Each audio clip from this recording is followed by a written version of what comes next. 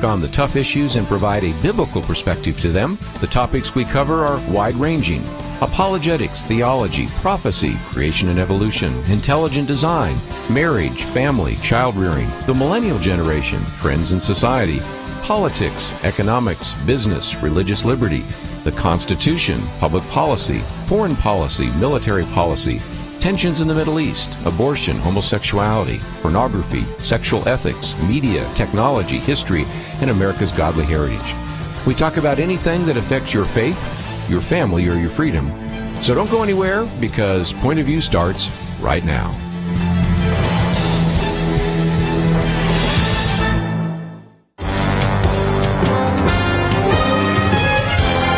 Across America, live. This is Point of View.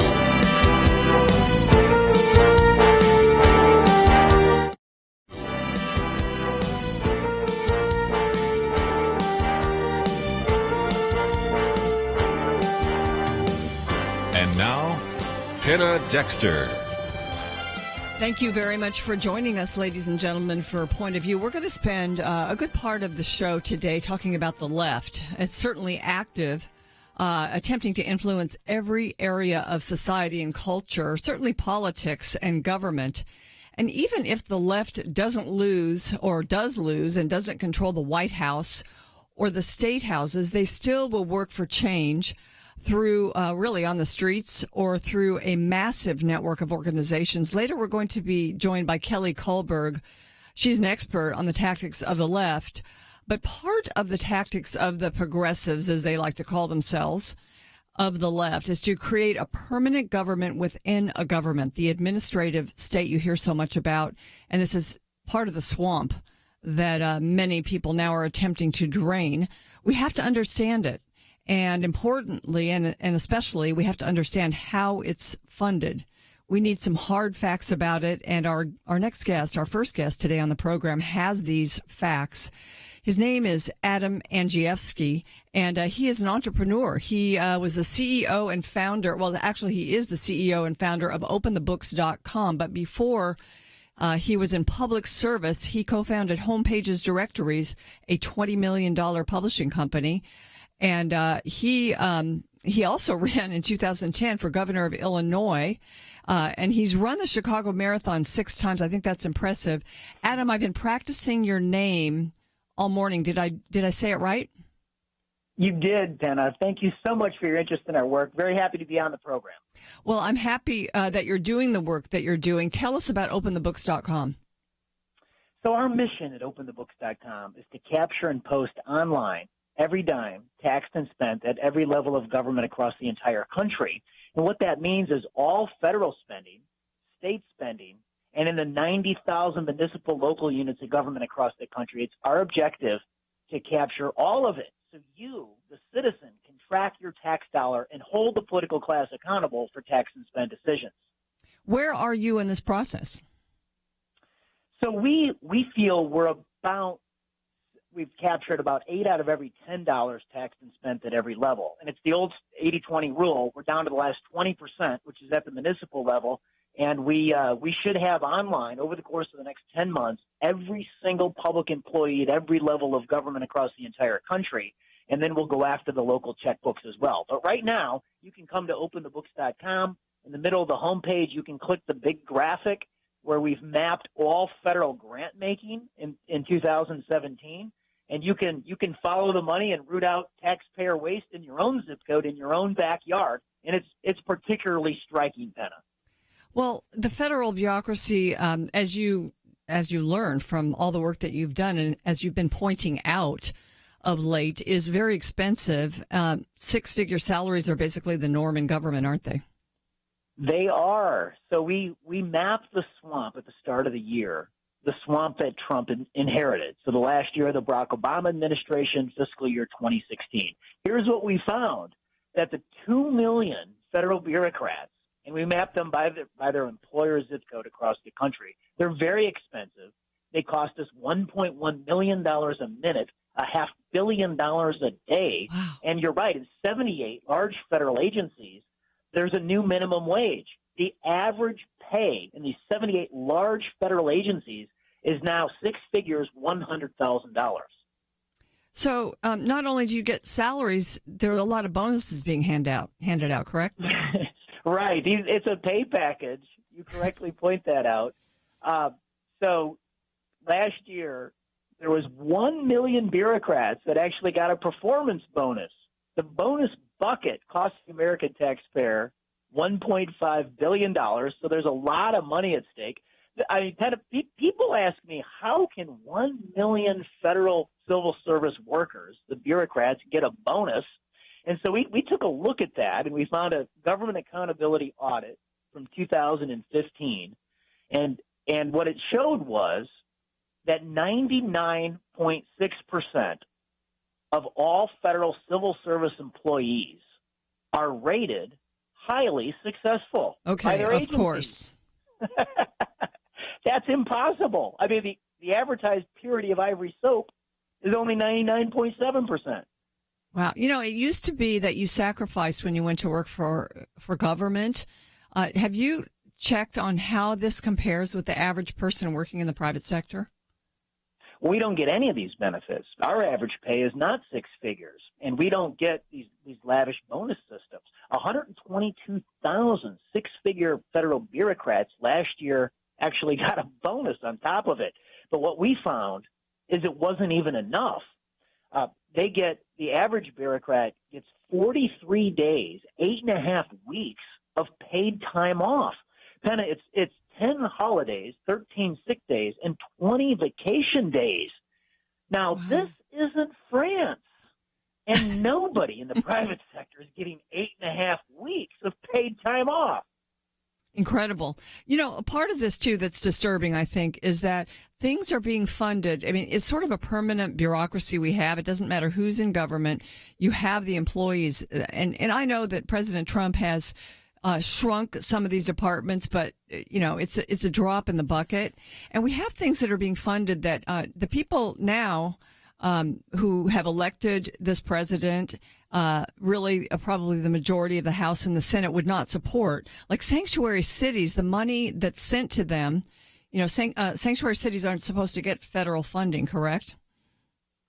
Well, you wouldn't think that a mayor that's defying federal law would stand in line to reap what we show in our oversight report, $26.7 billion flowed into 107 self-described sanctuary cities in fiscal year 2016. You wouldn't think that they would reap so much federal money, but the lack of leadership in the Republican House and Senate, they just keep funding them.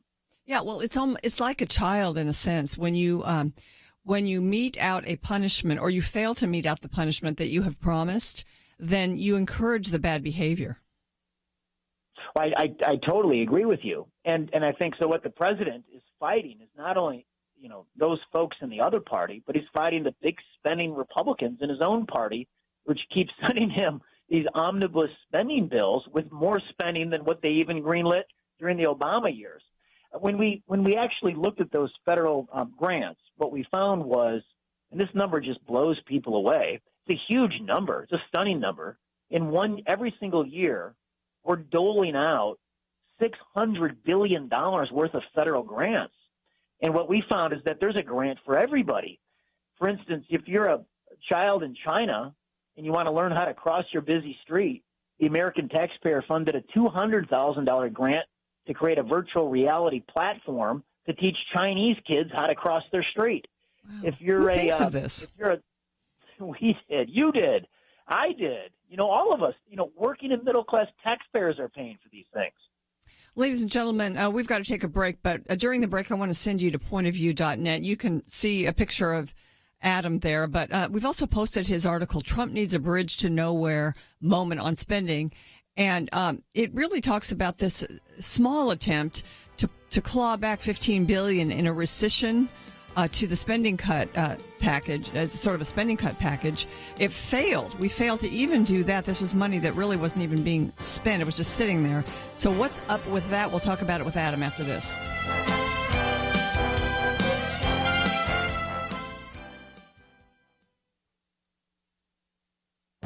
This is Viewpoints with Kirby Anderson.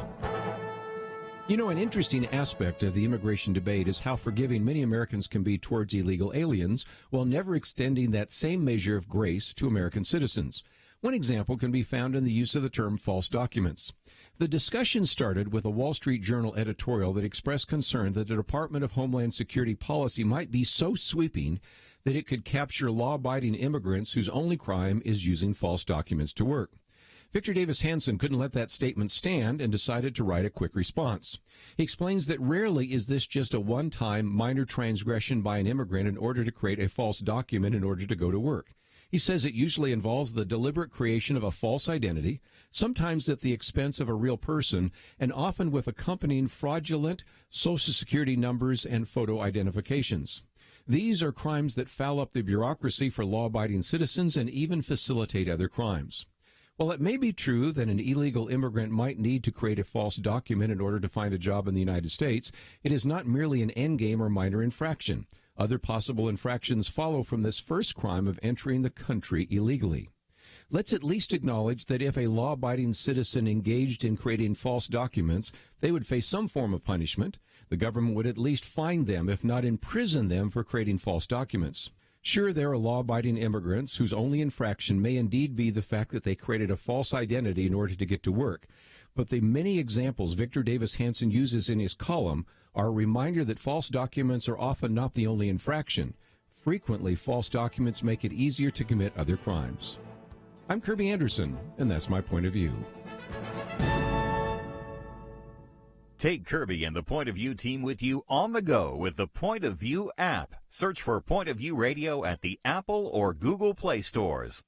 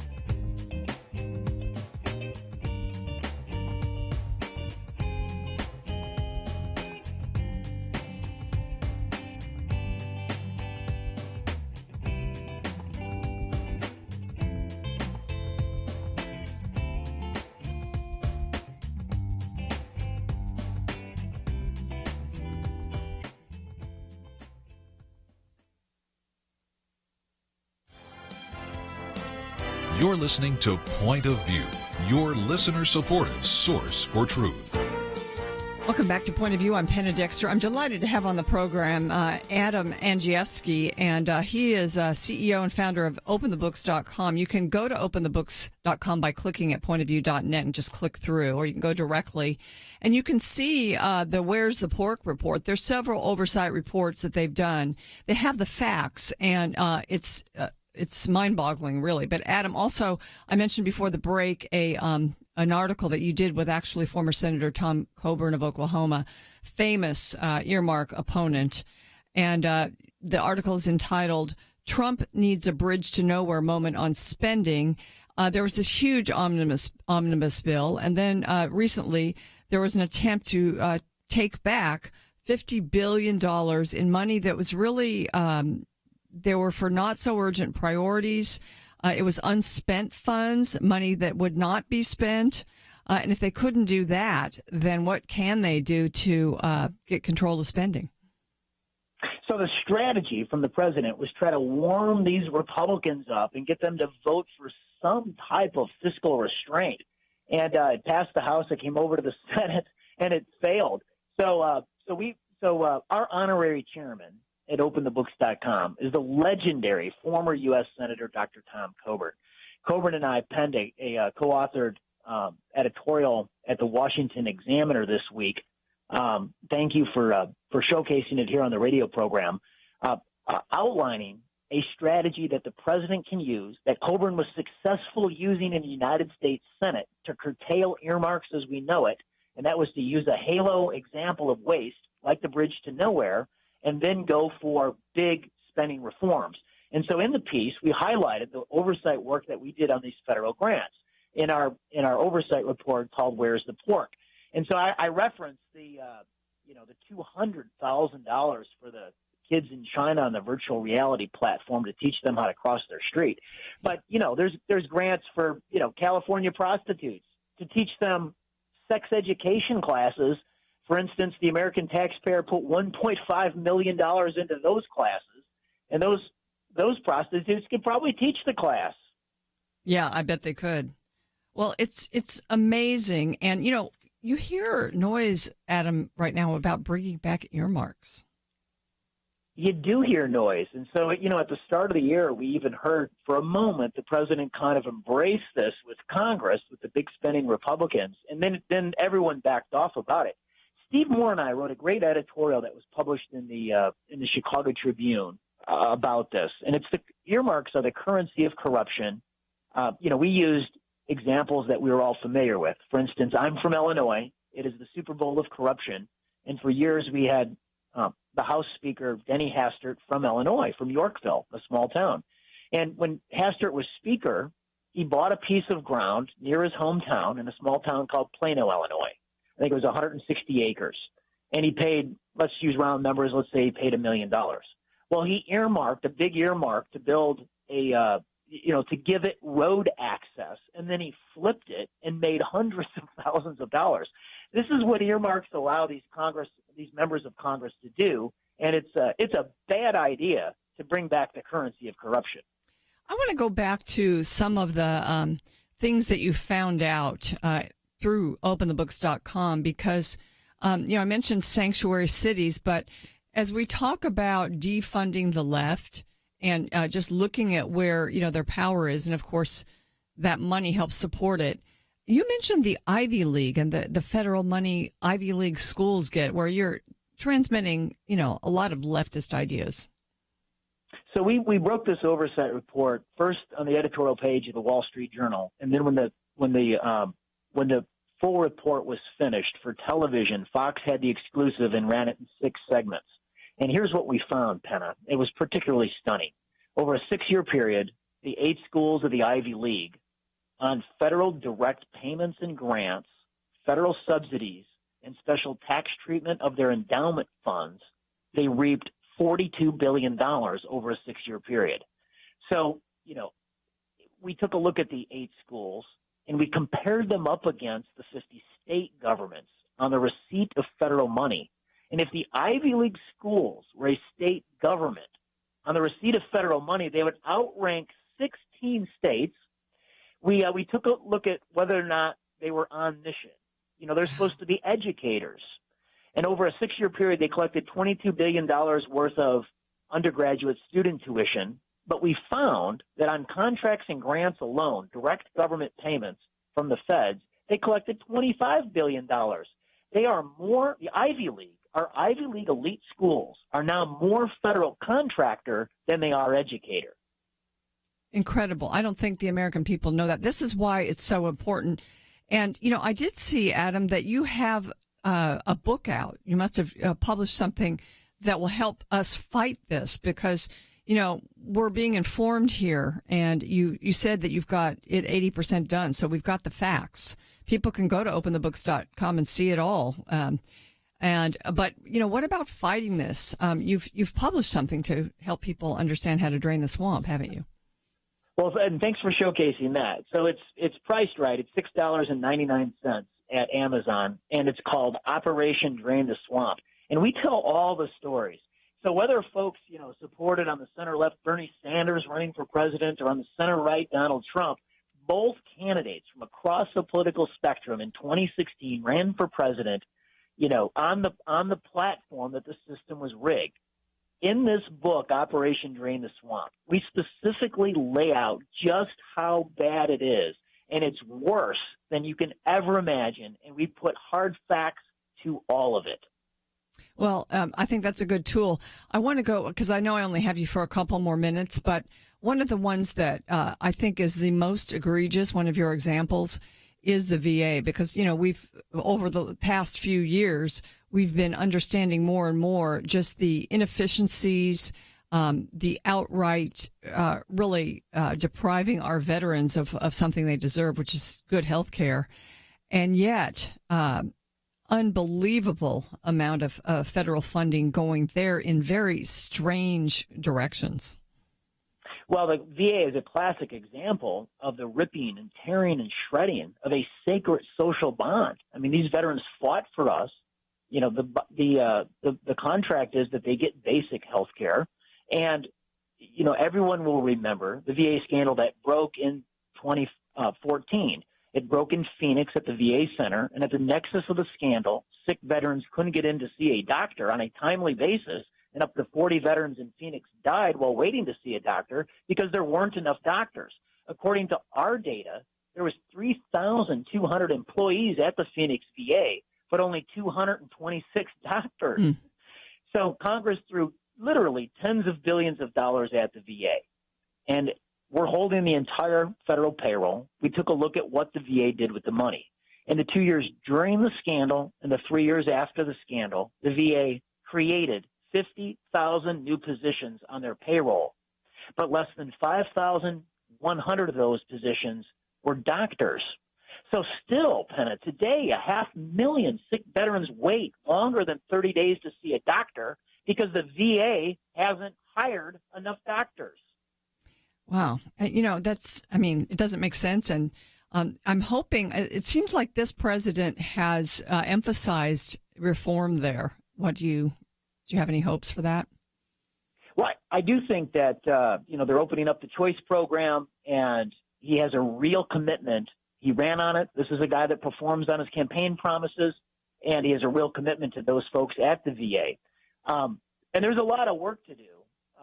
We do a forensic audit of the VA checkbook every year. In the summer of 2016, this example shows how bad it was. We found that during this scandal, where up to 1,000 sick veterans died while waiting to see a doctor, the VA actually spent $20 million on a high-end luxury art portfolio. So it was 27-foot Christmas trees costing $21,000, priced like cars. There was sculptures priced like 5-bedroom homes. We found that a VA facility that treats blind veterans in Palo Alto, California, actually spent $700,000 on 2 fancy sculptures. And look, every veteran deserves to be able to see a doctor, but not necessarily veterans, a sculpture. They can't. Yeah, exactly. And especially if you can't see it. Right. All right, Adam, thank you so much. We're about out of time here. I appreciate your joining me. Listen, sometimes, we wonder if this president is committed to spending discipline. You have given him the tools, and thank you for joining us to tell us about it. Well, thank you for your interest in our work. This is great. I look forward to coming back on your program. Yeah, we'd love to have you back because we know that these figures and facts are going to be updated as openthebooks.com does its work. Ladies and gentlemen, next up, well, I'm going to answer the question. One organization has ranked the cities in the U.S. There are 4 top cities, top 10 cities. 4 out of the top 10 are in Texas. We'll talk about it after this. In an age of fake news, getting good information is vital. Point of View works to bring you that each and every day. But as Diane in Arkansas illustrates, passing that information along, educating others, is something you can help with. Diane is a college professor. She influences the next generation, and she wrote, "Thank you for your informative letter. I used some of your quotes when I was teaching the Declaration of Independence in my literature class." Diane, like so many, hopefully like you, is taking what she received from Point of View in letters, online, through our app, on the air, and rebuilding truth in this post-truth culture. All of that takes a team.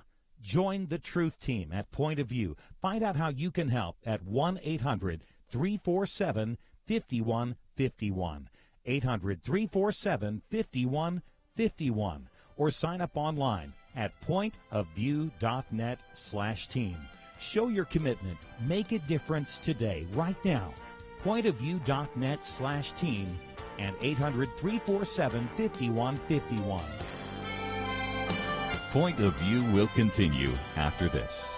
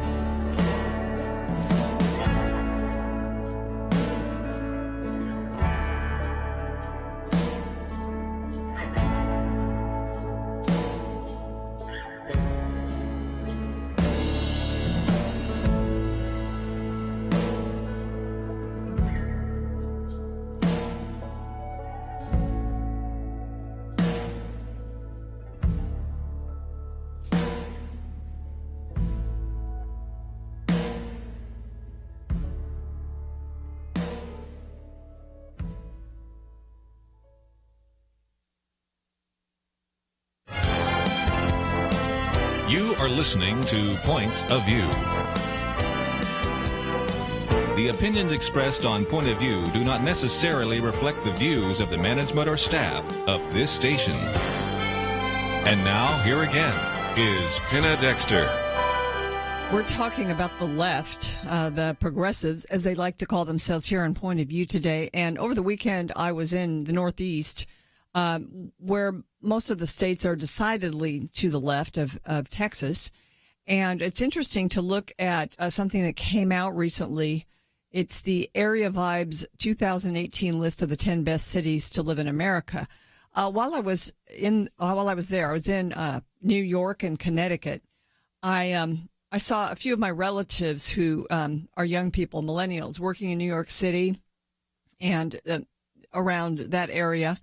And all of them expressed an interest in moving to Texas and coming to Dallas to work. They've heard great things. They've heard about the opportunities and all of that. And it's so interesting because New York is such a destination for young people to go and have a career, and it's such an exciting city. I do love going there. But Area Vibes 2018 list of the 10 best cities to live in.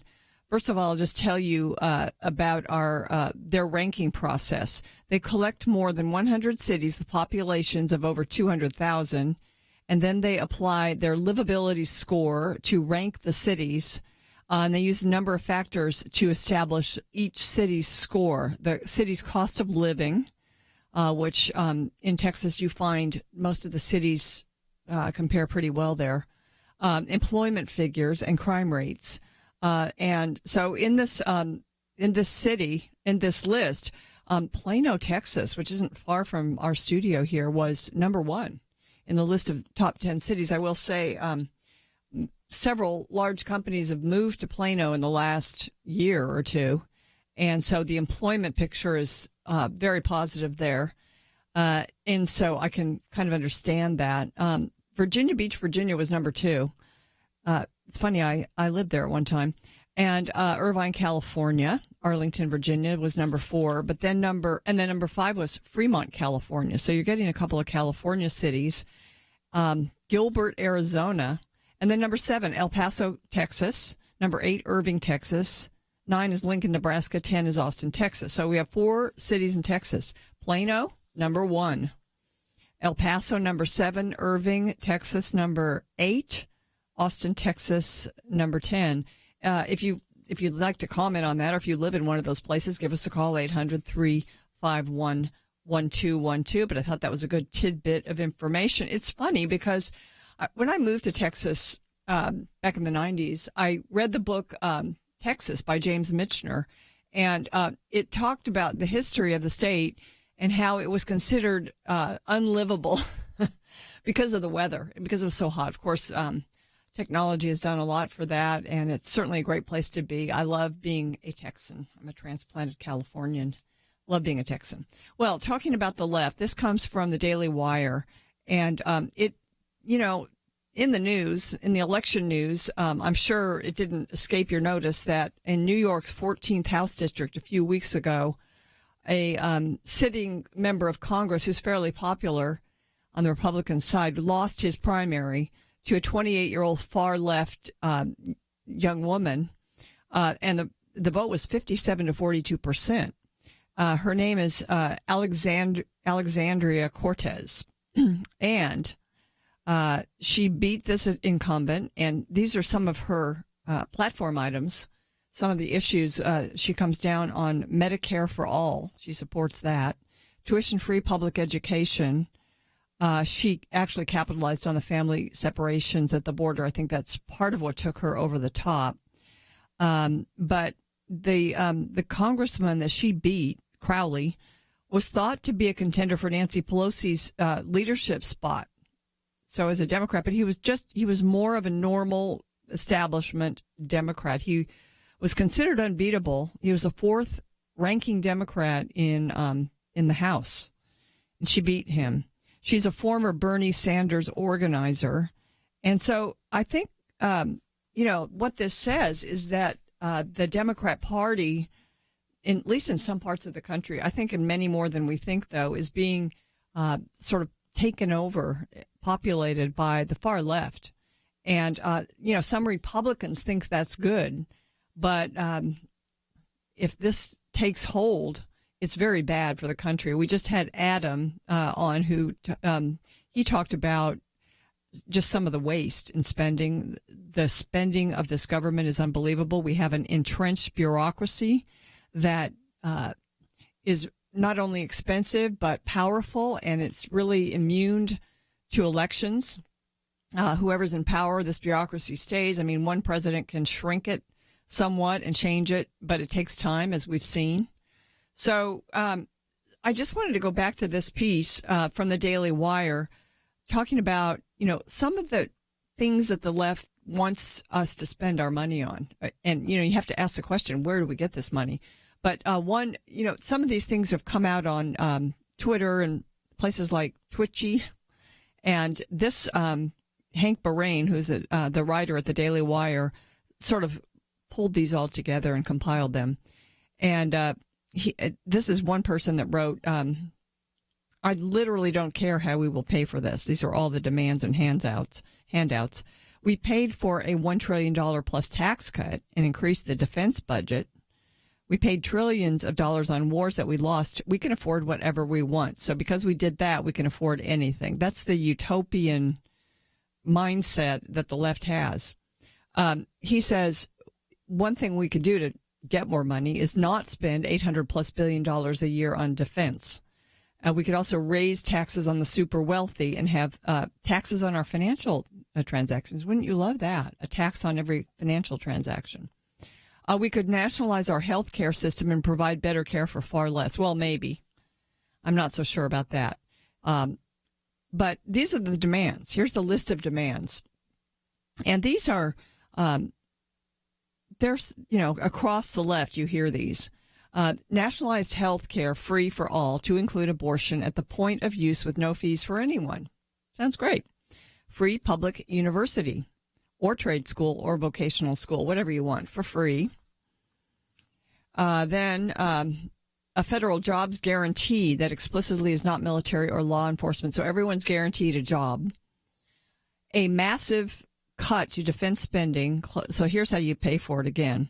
Closing all our bases abroad in the next 5 years. Another demand is a full decriminalization of all drugs, with cannabis being legalized nationwide. Of course, the left all want that.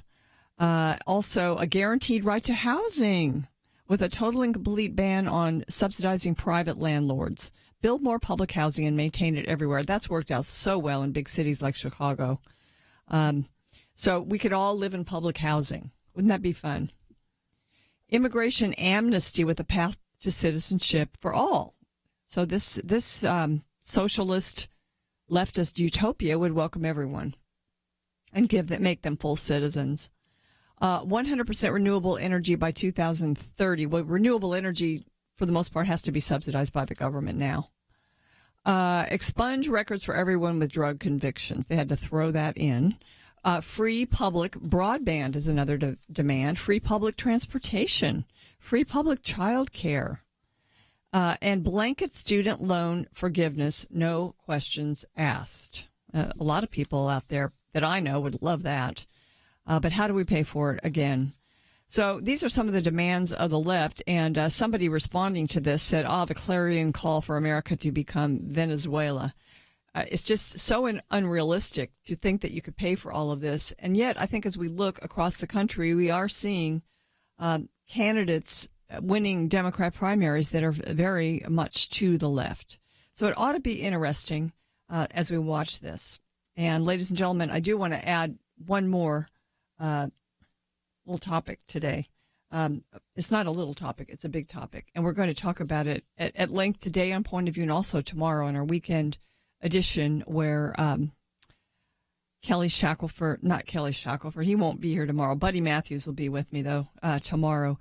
And we will talk about the nomination of Brett Kavanaugh to the Supreme Court. There's a lot to discuss with regard to him. And the left is, the reason I mention it is because the left is absolutely going crazy over that. And it started with the announcement at the U.S. Supreme Court on Monday night and continued with Shannon Bream of Fox News having to actually leave and go to a studio because it wasn't safe for her to broadcast this announcement of President Trump's nominee to the Supreme Court. So the left is going crazy over this nomination, and we'll kind of unpack it and let you know that this is probably a fairly safe nomination on the part of the president. Of course, there's going to be battles over it, but in the end, Brett Kavanaugh will be confirmed, and the Supreme Court is going to change. This is, as many have said, going to be the nomination and the confirmation that really changes the Supreme Court. It'll be fun to speculate on that and talk about it. We'll do it later in the program and also tomorrow on Point of View. Stay with us for more. We'll be back.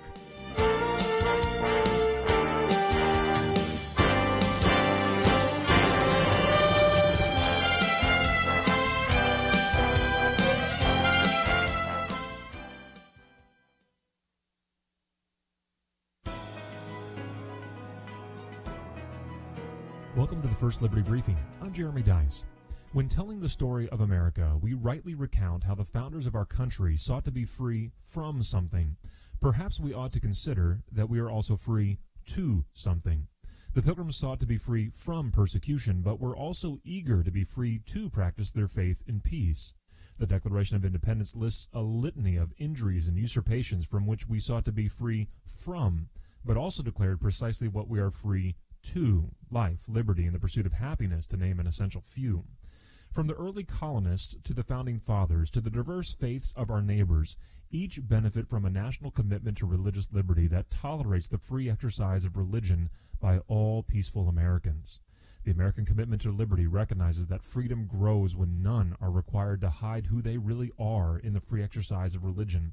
We are less free when religion is banished from public, hidden from view, or treated with contempt. As we celebrate our independence on this, the 4th of July, let us remember that our forefathers paid a high price for our liberty. Not merely the right to be free from oppression, but to be free to speak openly, exercise our faith, and live our lives according to our most deeply cherished beliefs. That is liberty. To learn how First Liberty is protecting religious liberty for all Americans, visit firstliberty.org. I'm Kelly Shackelford, President and Chief Counsel of First Liberty Institute. Let me ask you, what if America's best attorneys from the very top law firms got together to defend religious freedom in court? That's exactly what's happening at First Liberty. And the best news? We're winning over 90% of our legal actions.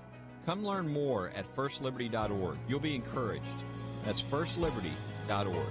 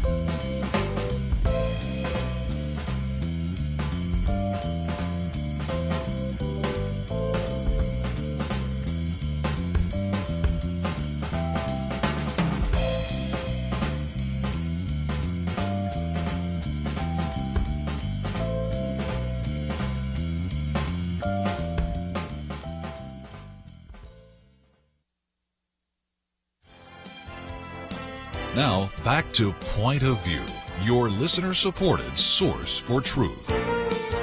The left is our topic here on Point of View today, and certainly this harassment of cabinet officials, having them kicked out of restaurants, as happened to Sarah Huckabee Sanders, and shouting them down,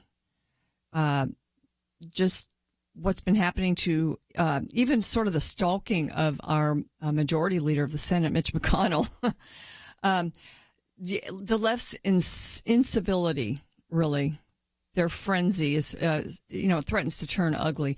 But, enough of that for the moment. We'll continue and jump back to talking about the left with Kelly Kohlberg in the next segment. But there is a piece of good news that I wanted to report because the folks at Texas Values Action, Jonathan Saenz, has been encouraging us to get people to support really an amendment to an appropriations bill. And it's called the Child Welfare Provider Inclusion Act. That's fairly descriptive. It's H.R. 1881, and he said, this was a few days ago, that 16 Texas Republicans had not yet co-sponsored it. And we need to get co-sponsors for this, actually from everywhere. But since I'm broadcasting in Texas, I want to encourage you that the members of the House that are from Texas need to be encouraged to co-sponsor this. And it's a federal bill that will protect faith-based adoption agencies serving needy children across the nation, including in Texas. And so it's the Freedom to Serve Children Act. It was signed into law by, another bill, which was at the state level, was actually signed into law by Governor Greg Abbott. That's the Freedom to Serve Children Act. It's the same principle. Protecting faith-based adoption agencies in state law. So you have one in state law that has been signed by the governor, but now we need a federal bill passed because, as you've seen, in states like Massachusetts, where adoption organizations like Catholic Charities had to close simply because they were unwilling to adopt kids out to homosexual couples or to violate their faith in some way. So this is a plea from Texas Values Action to contact your member of Congress, ask them to co-sponsor this. And he's reporting that Jonathan is reporting that 16 members or Texas Republicans have not yet signed on to the bill. And just going further, this amendment protects the religious freedom of adoption providers. And again, it was passed just days ago by the House Appropriations Committee. It'll be part of the 2019 Labor, Health, and Human Services and Education Appropriations Bill. And that vote took place yesterday on Wednesday. So that's good news. And it's needed, absolutely needed, so that these kids can get adopted to organizations that don't have their religious liberty violated. And just to continue, the Heritage Foundation has been supporting this. And they say faith-based adoption agencies are under attack from left-wing activist groups looking to shut down child welfare providers that place children according to sincerely held religious and moral beliefs. Heritage Action of America, I should say, is supporting this. They're an affiliate of Heritage Foundation. So,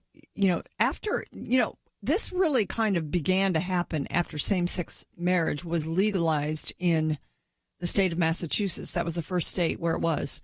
And in Massachusetts, and then following that in Illinois and California, D.C., and Philadelphia, adoption agencies such as Catholic Social Services lost contracts with local governments. Many of them have been forced to shut down entirely because they operate on the belief that a child should be placed in a home with one mom and one dad. And it's kind of the same principle as the wedding bakeries. That, with Masterpiece Bakery, with the Kleins up in Oregon, there are other bakeries that people can go to get a wedding cake for their gay marriage. They're not the only bakery. It doesn't mean they can't get a wedding cake just because the Kleins didn't want to bake one or because Jack Phillips didn't. Same thing. There are other adoption agencies that will, gay couples can adopt through them. And there's not a necessity of certain religious training or whatever, whereas in Catholic Charities, Catholic couples want to adopt kids and they want to just really teach kids their faith, and that's okay. But these have had to shut down. So Andy Harris of Maryland said in a statement that he provided to the Daily Signal, which is the Heritage Foundation's periodical, that areas like Philadelphia, which stopped using Catholic Social Services foster care program, because it declined to place children with same-sex couples, are infringing on the religious liberties of America. So this is a religious liberty issue. They apply a religious litmus test on those organizations in clear violation of the First Amendment. So this amendment is a real, it's a plus for religious liberty and for religious freedom, and also for the children who need these loving homes. And we were asked to tolerate the beliefs of same-sex couples, but there's a lack of tolerance for the beliefs on marriage and family that are biblical and informed by the Catholic faith or the Christian faith. So anyway, I just it's nice to be able to report a victory, and this is certainly one. Family Research Council is also applauding the House Committee approval of this bill. Again, it's the Child Welfare Provider Act. And so, piece of good news. Well, ladies and gentlemen, I do want to encourage you to stay with us for the next hour because we're going to be joined by Kelly Kohlberg. And I wish I had her for an hour. We've got her for 30 minutes. And she's from the American Conservancy, and she's also started an organization at Harvard. It's Veritas Forum. It's now at many universities. She's written Finding God Beyond Harvard, The Quest for Veritas. And she's just a very deep thinker with regard to the left and how you understand it, how you map it. We had her on the program once to talk about mapping the left. And she can chart, and as a matter of fact, you can go to pointofview.net and I think click through to some of the charts and the videos that talk about the organizations that are in the network of the left. I mean, they go from economic organizations to poverty-fighting organizations to homosexual organizations to Planned Parenthood and to religious organizations and even some of these religious leaders who advocate for leftist causes. So it's a huge sort of web of organizations. And what I want to ask her about, because we've talked about those before and they're very interesting, but I want to ask her about the tactics. Some of the tactics of the left that Kelly Kohlberg uncovers are organizational. But what about these militant, sort of violent tactics that we're seeing now all over the country? We're seeing political figures being stalked. We're seeing them being thrown out of restaurants. And, we're seeing even a young man with a Make America Great hat. He was a teenager having a Coke thrown in his face in a bar. I mean, just the kind of atmosphere that we have right now. And, a lot of it is ostensibly in opposition to Donald Trump. But it's not a good scene. It's not a good situation. And we're going to talk with Kelly about it. Why have we arrived here? Why are we here where these mob tactics seem to be the order of the day? And so, ladies and gentlemen, stay with us for more of Point of View. And I might mention the website, pointofview.net, because there are wonderful tools there, including Adam Andrzejewski's openthebooks.com. And you can learn how to defund the left. You can learn where the left is spending our money by going there. We hope that you'll stay with us because we've got a whole lot more here at Point of View. We'll be right back.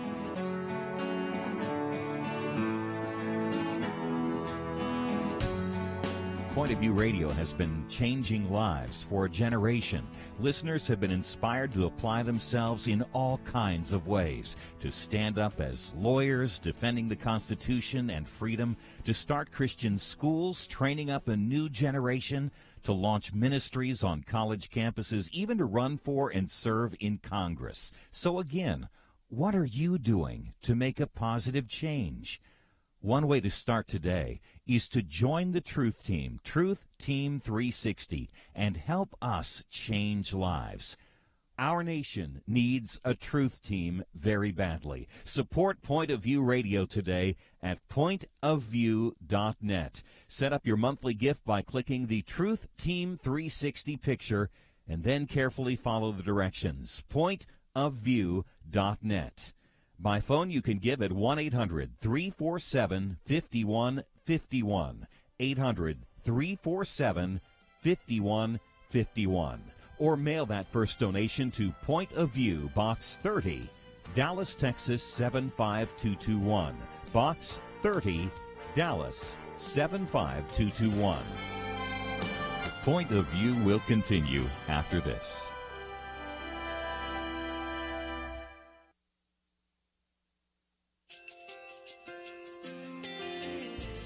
I just want to thank you so much for all the wonderful programming you have. You're just absolutely fantastic. I recently started listening to Point of View, and I really found it interesting because of the different subjects you cover. Thank you for that. I really appreciate everything that you do in keeping us informed. Thank you, Kirby, for everything that you have been doing. I appreciate all the work that you're doing, advocating for the Word of God. Thank you so much. Point of View, I think, is absolutely necessary because it's a Christian perspective, a biblical worldview perspective, and receive very current, up-to-date information about what is really going on, week to week in our culture, which is changing so rapidly, and yet it's morally sliding backwards. Yeah, I'm just, first of all, I think you guys, y'all's program is wonderful, and enjoy it every day. I learn so much every time I listen to it.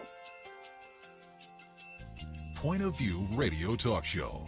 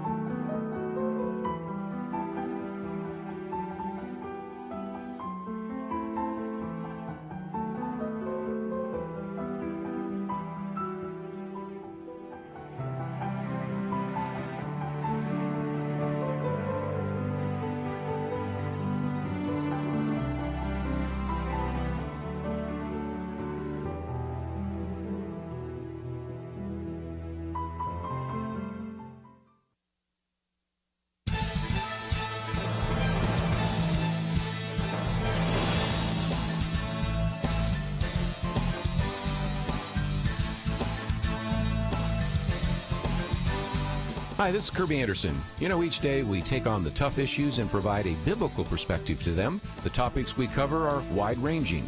Apologetics, theology, prophecy, creation and evolution, intelligent design, marriage, family, child-rearing, the millennial generation, trends in society, politics, economics, business, religious liberty, the Constitution, public policy, foreign policy, military policy, tensions in the Middle East, abortion, homosexuality, pornography, sexual ethics, media, technology, history, and America's godly heritage.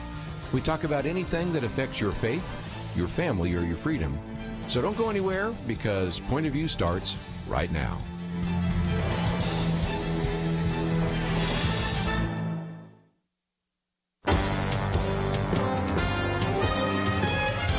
Across America, live. This is Point of View.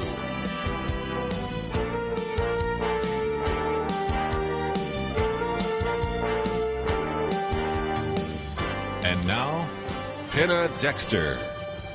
Thank you very much for joining us, ladies and gentlemen. Top of mind on the hearts and minds of many Christians, of course, is the nomination of Brett Kavanaugh to the U.S. Supreme Court, and we will discuss that a little bit later in this hour. But first, we want to talk about the left, its influence in politics, in culture, and really across the board, attempts to transform America. It certainly works to influence politics, but as we heard, some of the folks that are listening in Dallas heard about the influence, the attempts across the government bureaucracy to have a permanent bureaucracy. It's not really an attempt. It's just there. And ways now that we're sort of opening the books on that and seeing the monies that are spent and just the unbelievable waste there is. But with us now to discuss really this map of the left, because the left is so all-encompassing. It really reaches into education. It reaches into our sexual politics, the transgender movement. It reaches into the family to undermine marriage. It reaches into attempts to legalize drugs and to divide the races, and to divide the country by race and by identity politics. It attempts to rewrite history. In immigration, letting people into the country that have no really love or knowledge of America, and so much more. And with me to discuss this and to try to sort of put some organization, I guess, to this is Kelly Kohlberg. And Kelly is the founder of the Veritas Forum at Harvard, and also now it's at many universities. She's the author of Finding God Beyond Harvard, The Quest for Veritas. She's all about contending for biblical truth, but she's also about mapping the left. And Kelly, thank you. Oh, Kelly's not here. Apparently we haven't got her yet. And I guess we're going to get her soon, I hope. But let me just kind of continue describing that network. I think one of the most interesting parts of this is the left's extension into religion and into the church. There's kind of the liberal side of many of the denominations, and you see that influence there too. So that's disturbing. And Kelly has a lot of information about that. Hi, Kelly. I guess we lost you, but thank you so much for joining me. Hi, Penna. It's great to be here. I looked up and saw that, she's gone.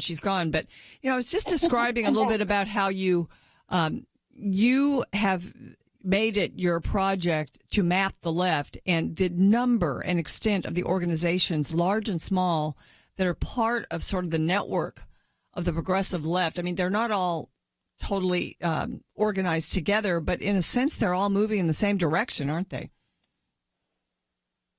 Yes, it's an amazing, very impressive amount of organizing these folks do. What they realize is that a highly funded and organized tiny minority overwhelms the vast majority of us who are just trying to go about our lives and don't live for power. So yeah. They can swarm on situations and issues and cities and states.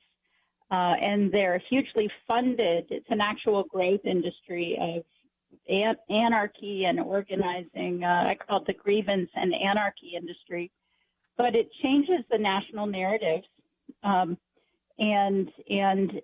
eventually changes public policy and can even swing whole elections, which is sort of the goal.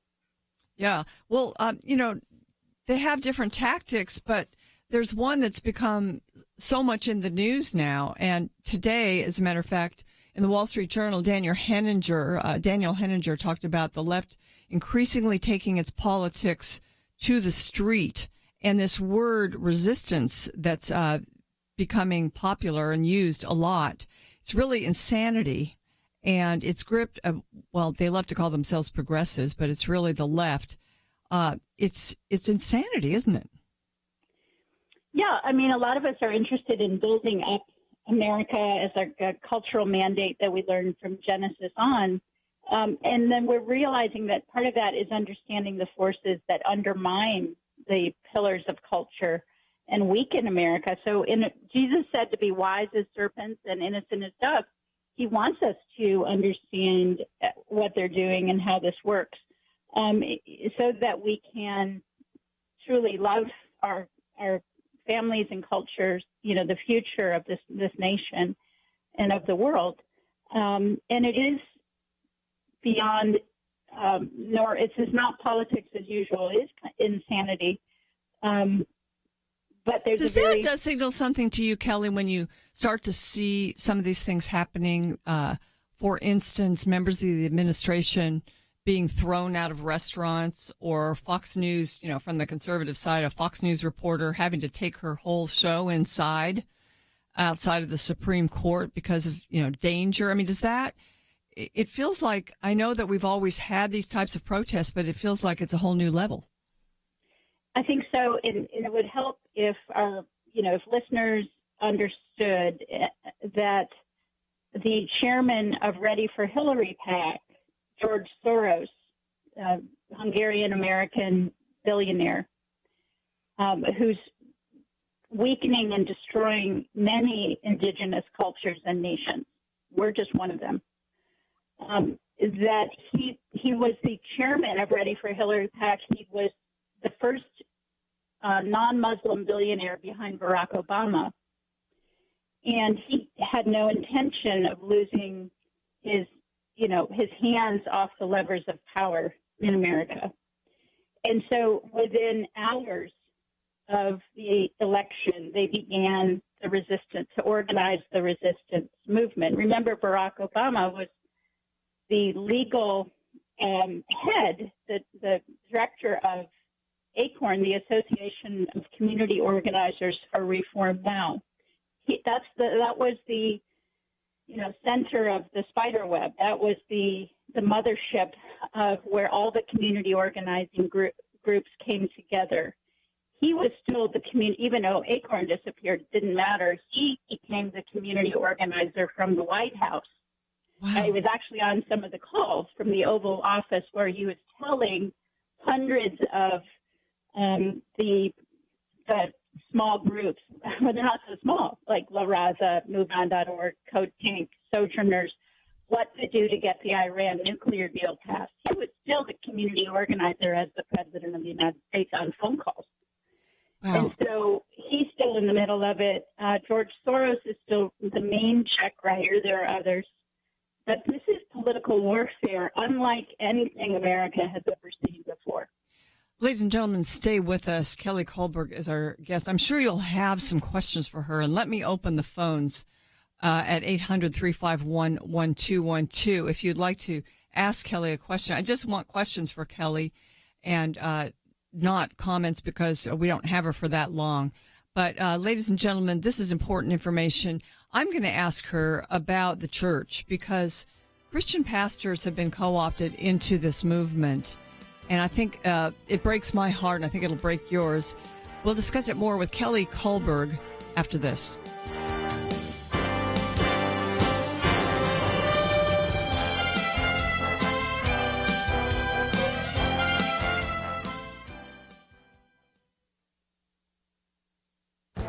This is Viewpoints with Kirby Anderson.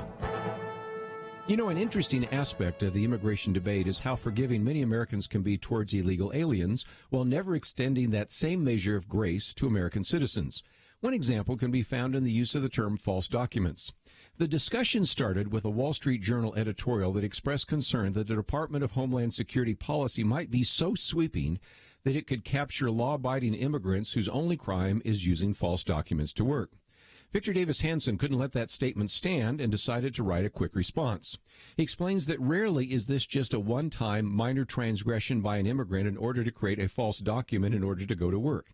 He says it usually involves the deliberate creation of a false identity, sometimes at the expense of a real person, and often with accompanying fraudulent Social Security numbers and photo identifications.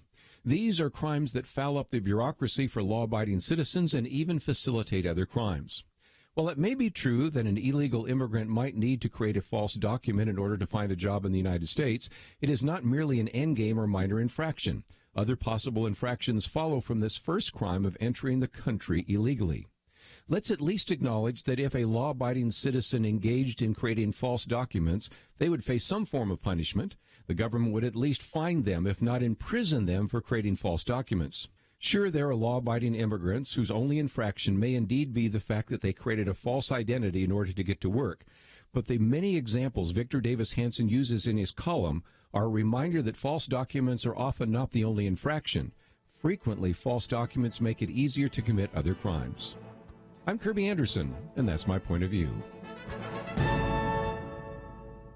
Take Kirby and the Point of View team with you on the go with the Point of View app. Search for Point of View Radio at the Apple or Google Play stores.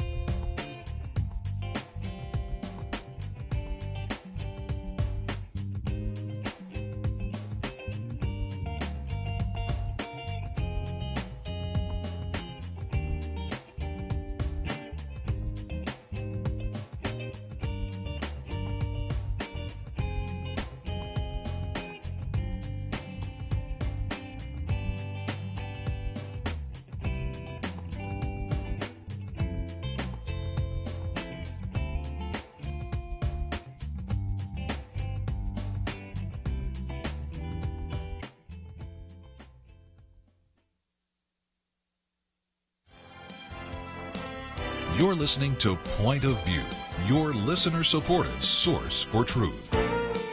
Welcome back to Point of View. I'm Penna Dexter. Kelly Kohlberg is my guest. She's founder of Veritas Forum at Harvard. It's now across many universities. Author of Finding God Beyond Harvard, Quest for Veritas. She's an expert in mapping the left, and we've been talking about the left. And certainly one of the big funders, of course, George Soros, probably the biggest. But you mentioned something I hadn't heard before, Kelly, and that is that you said he is the biggest non-Muslim funder of the left. So there's a lot of Islamic funding of the left? Yes, there is. People have noticed that almost all of the folks who are running in Democrats or who are Muslims running in seats are Democrats, and people like Keith Ellison and others. And there's a historic precedent and natural alliance of the left and of Islam, or those who are advancing Sharia. There's a very good book on that called Team Jihad. But sometimes it's called the Red-Green Alliance, meaning kind of the leftist Islamic alliance. But they both, oppose Judeo-Christianity in its traditional morality and so forth. So it's they're natural bedfellows. All right. Well, also, there's the part that really hurts the heart of, I think, the believer who studies this or who is exposed to this. You've mentioned this before when you joined me, that about rented pastors who are prominent, they're in usually liberal denominations, and they are very influential, much more so than I think most of us can understand. Correct, Kelly? Yes, and unfortunately, Penna, this is becoming a growing problem because Mr. Soros just put $18 billion into the Open Society foundations.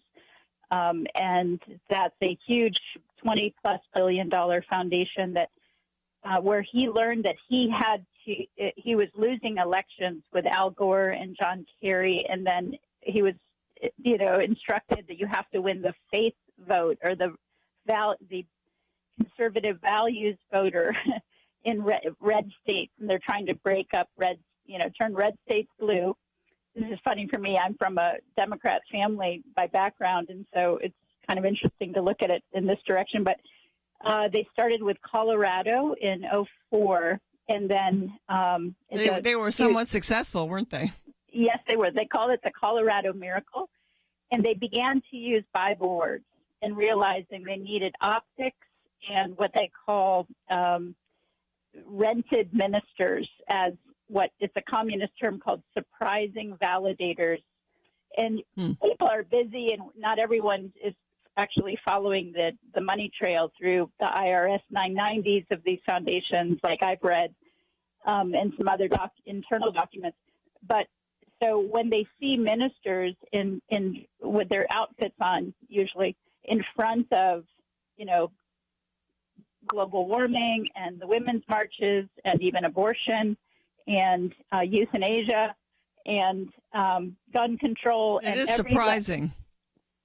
Well, but it validates a point they're trying to make, which is that we have the moral high ground look. So instead of rejecting faith in ministers, they're now using it.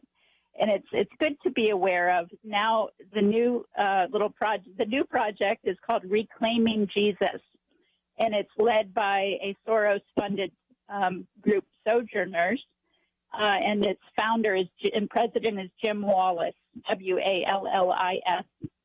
And so he's been around a long time.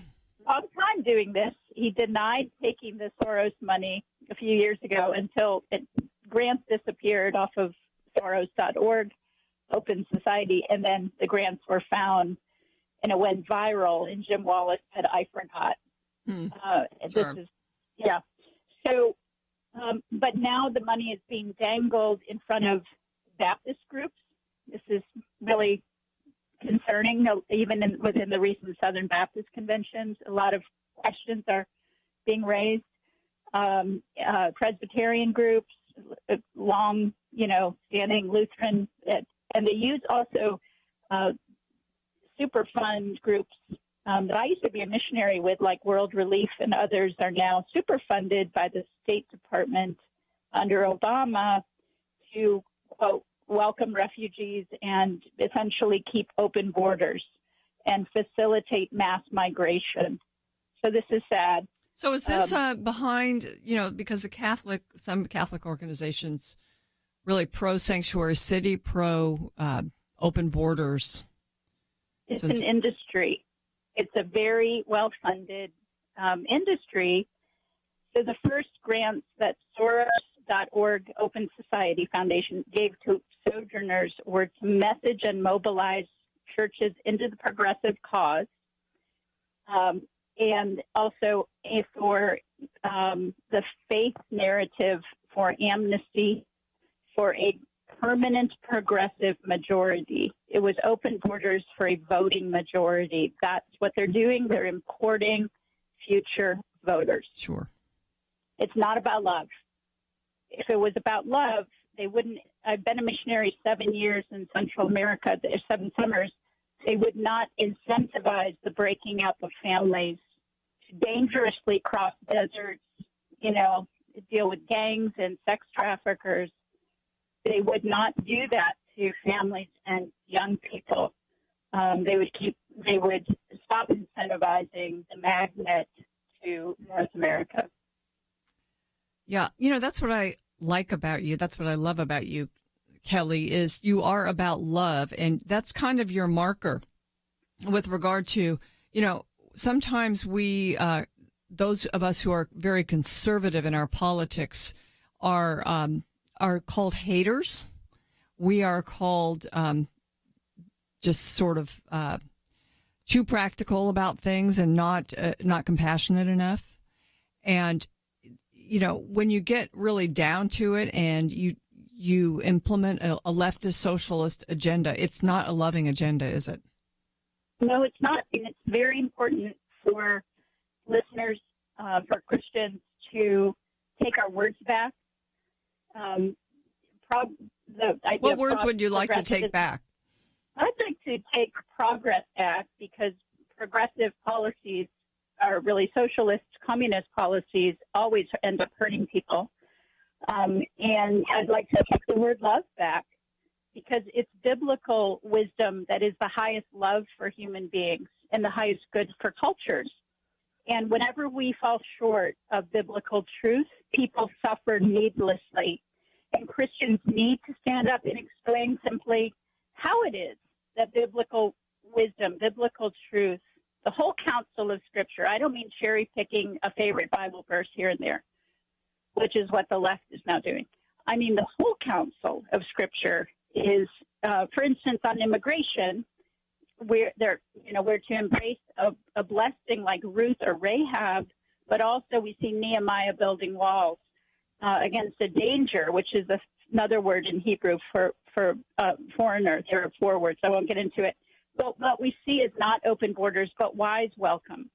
And sexuality, the old news is promiscuity, pansexuality, pedophilia, slavery. That's old. That's not progress. That's the old news. The true news, the good news, is covenant marriage that brought so many people out of poverty and loneliness and heartbreak and on and on. Biblical wisdom is the highest love. I guess we could take back the word marriage, too. We've redefined that. Take back the rainbow. Take back justice. Take back what it really means to be a minister, because shepherds are supposed to go after the wolves in an effort to guard the sheep. And when we have shepherds becoming wolves, it's very disturbing. So they need to opt out of the money trail that's being dangled, always with strings attached, for whether it's open borders or intersectionality. And that's a new way of defining what it means to be human. A second, I'm a white heterosexual female. No, we're children of God. Yeah. We're not races pitted against each other. We are the human race made in the image of God to bring him glory. Kelly, thank you for, wow, you pull it all together so well. I really appreciate your joining me today. You've just given us a lot of food for thought. You pretty much just scratched the surface. So let's do this again soon. Thanks for joining me today. May I put a quick plug in? AmericanEvangelicals.com. Join us there, AmericanEvangelicals.com. I highly recommend it. Well, ladies and gentlemen, give us a call, 800-351-1212. What words would you like to take back? We'll be back right after this.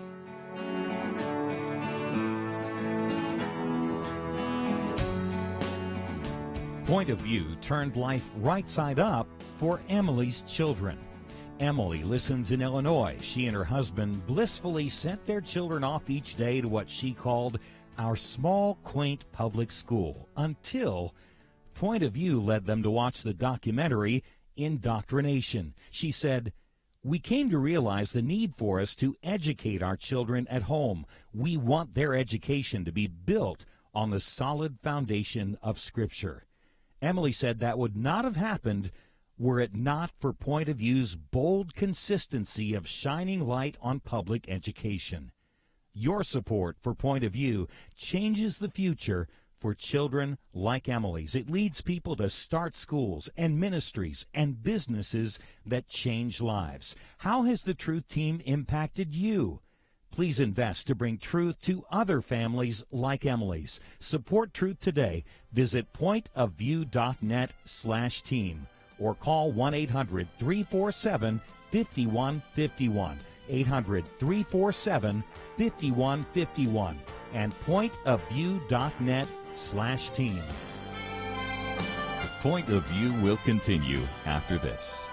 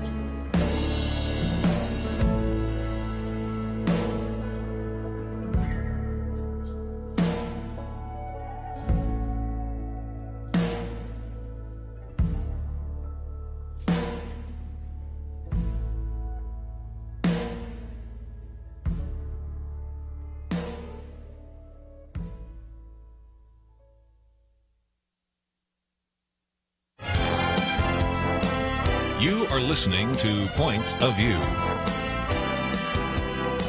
The opinions expressed on Point of View do not necessarily reflect the views of the management or staff of this station. And now, here again, is Penna Dexter. Come and join our conversation. The number is 800-351-1212. The question on the table is, what terms would you like to take back to their original definition? Kelly Kohlberg was on with us, and she was mentioning the word progressive. I mean, progressive means moving forward. The socialist left has taken that term over. They call it progressivism. Would you like to take that term back? What about marriage? Marriage has been redefined. I mean, I still, when I think of marriage, I think of one man and one woman, but legally now in this country, it's also two men and two women. And so would you like to take that one back? She said she wants to take back the rainbow as a beautiful biblical sign rather than a sign of the gay and lesbian movement. What about the term gay? That one's probably impossible to take back. It's a little bit too far gone. So give us a call if you've got a word or a concept in the culture that you would like to take back. Again, the number is 800-351-1212. I'd love to take our churches back. In a sense, some have gone to the far left, and as she mentioned, Jim Wallace of Sojourners has received funding from George Soros, billionaire, Hungarian funder of the left, and his Open Society. And so, in a sense, you can now get, and of course they're attempting to go after many other leaders across the board, to get them to sign on to a leftist agenda in so many ways, including the issue of immigration and opening the borders. And certainly there is that side of it, that biblical side of welcoming the stranger, but it doesn't require us to bring in all kinds of people that come in illegally and break our laws. And so, again, 800-351-1212. We'd love to hear from you. One of the ways in which the left is showing its true colors this week is just the ways in which it's coming after the nominee for the Supreme Court, Brett Kavanaugh. And this one is funny because today I saw this in my Washington Post. I actually subscribed because I want to see what the left is doing. But they're calling this a big scandal that Brett Kavanaugh charged baseball tickets to his credit card. Even more scandalous, of course. And this is coming from Eric Erickson at Resurgent. He says even more scandalous. He paid off his credit card after the charges. This is the scandal that's supposed to bring down Judge Brett Kavanaugh. He isn't rich. He's not a millionaire like most of his colleagues. He drinks actually Budweiser, and he really likes baseball. In fact, Brett Kavanaugh put thousands of dollars worth of season tickets on his credit card. And then he had huge amounts of debt due to his love of Washington Nationals baseball. But then a funny thing happened. He paid off his credit cards. It was actually like a month or two later. He paid them off. He was actually buying the tickets for himself and friends. His friends paid him back, and he paid the bills. This is the scandal. It's kind of funny that the Washington Post got hold of this and began to attack. Well, first of all, before they got this story, they attacked Brett Kavanaugh for being an elitist, because he lives in Chevy Chase, Maryland. But now they're finding out that he doesn't have a really big net worth. He's got a nice home, but otherwise he doesn't have a big net worth. And he did have to put those tickets on his credit card, get paid by his friends, and then come on back and pay those. That was the scandal, but I think it's going to kind of fall flat. He does have credit card debt. Perhaps the scandal, says Eric Erickson, should be that Kavanaugh is, how do I put this delicately, normal. He's a normal person. Well, we got lots of folks calling in. What words would you like to take back from the left? Let's go to John in the state of California. Hi, John. Thanks for calling in. Well, hi. Thanks for taking my call. Immediately occurred to me that the word I'd like to take back is the word choice. It's now been hijacked by the pro-abortion movement, and it really doesn't even match what they're trying to do. I mean, the opposite of pro-life would be pro-death, not pro-choice. Choice is a wonderful thing. We have choices we can make in our lives, choices of where to go, what to eat, beautiful things that we can do. When did it become property of the pro-abortion movement? I think we should take that one back. You know, it's funny, too. Related to that is the idea that pro-choice or the idea of choice doesn't even describe the situation right now, because as taxpayers, the left would like us to fund abortion. And in many ways, we still do. And so through money going to Planned Parenthood, for instance. So we don't even get a choice. Absolutely. And that's one thing I've been trying to do in my own circle of people with my limited involvement in social media, is to have them point out with a hashtag every now and then. What they should be saying is, and I don't want to bring the conversation down, but they should be saying pro-death and leave something like choice up to people who make informed decisions and choices. Yeah. Well, you know, it'd be hard to get them to say pro-death because they won't admit that. But to just at least say pro-abortion. Absolutely. I think that'd be much more accurate. Thanks a lot for taking my call. Thank you, John. We appreciate your call. Let's go now to Georgia. Leslie Ann is there. Leslie Ann, thanks for calling in. What word would you like to take back? Well, I grew up a Christian from a little old tiny baby and still am now here at 70 years old. As far as taking a word back and defining it once again, I would like to take back the word normal to what it was when I was growing up as a child. Normal? Normal, yeah. So what is it now? What would you say normal is now? I think my comment to that, with all the things going on from the left and the liberals and all that, I think my comment to that would be, who's to say what's normal anymore?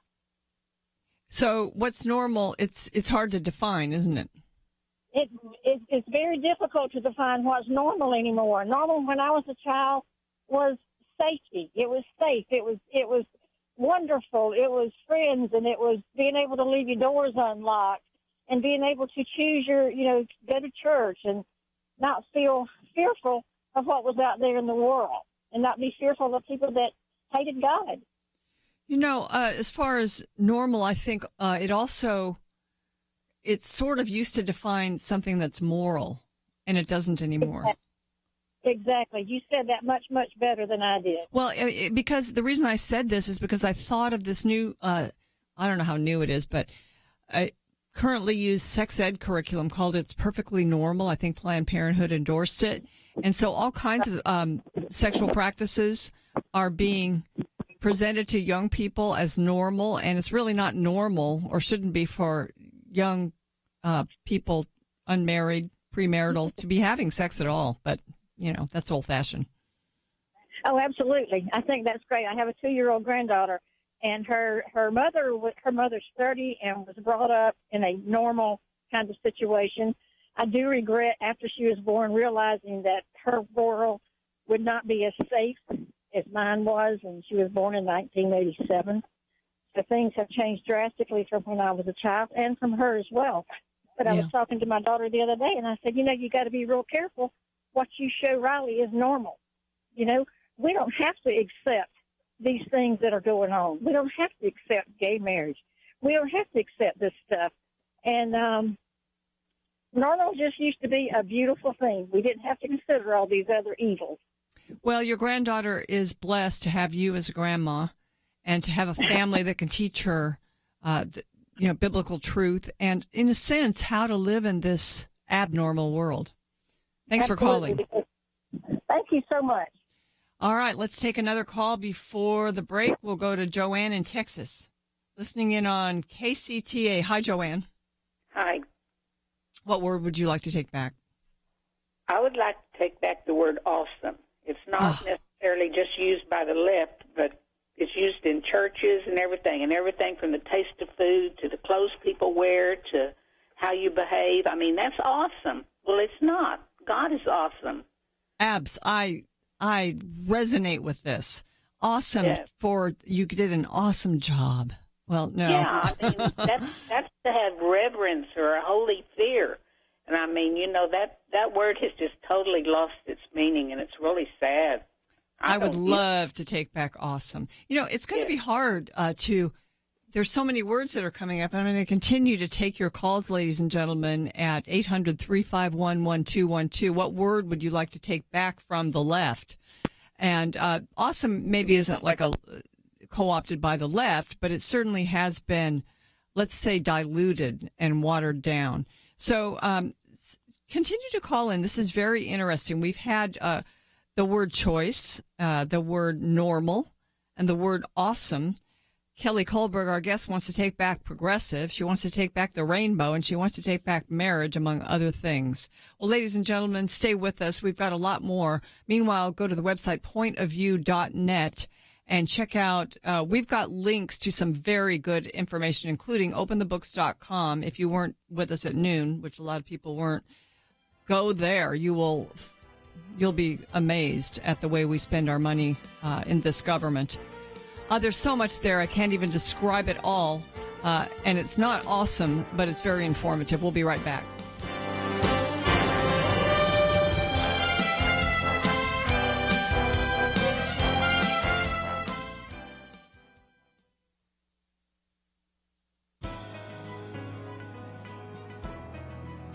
Welcome to the First Liberty Briefing. I'm Jeremy Dice.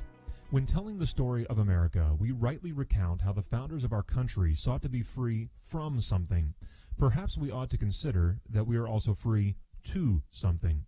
The Pilgrims sought to be free from persecution, but were also eager to be free to practice their faith in peace. The Declaration of Independence lists a litany of injuries and usurpations from which we sought to be free from, but also declared precisely what we are free to: life, liberty, and the pursuit of happiness, to name an essential few.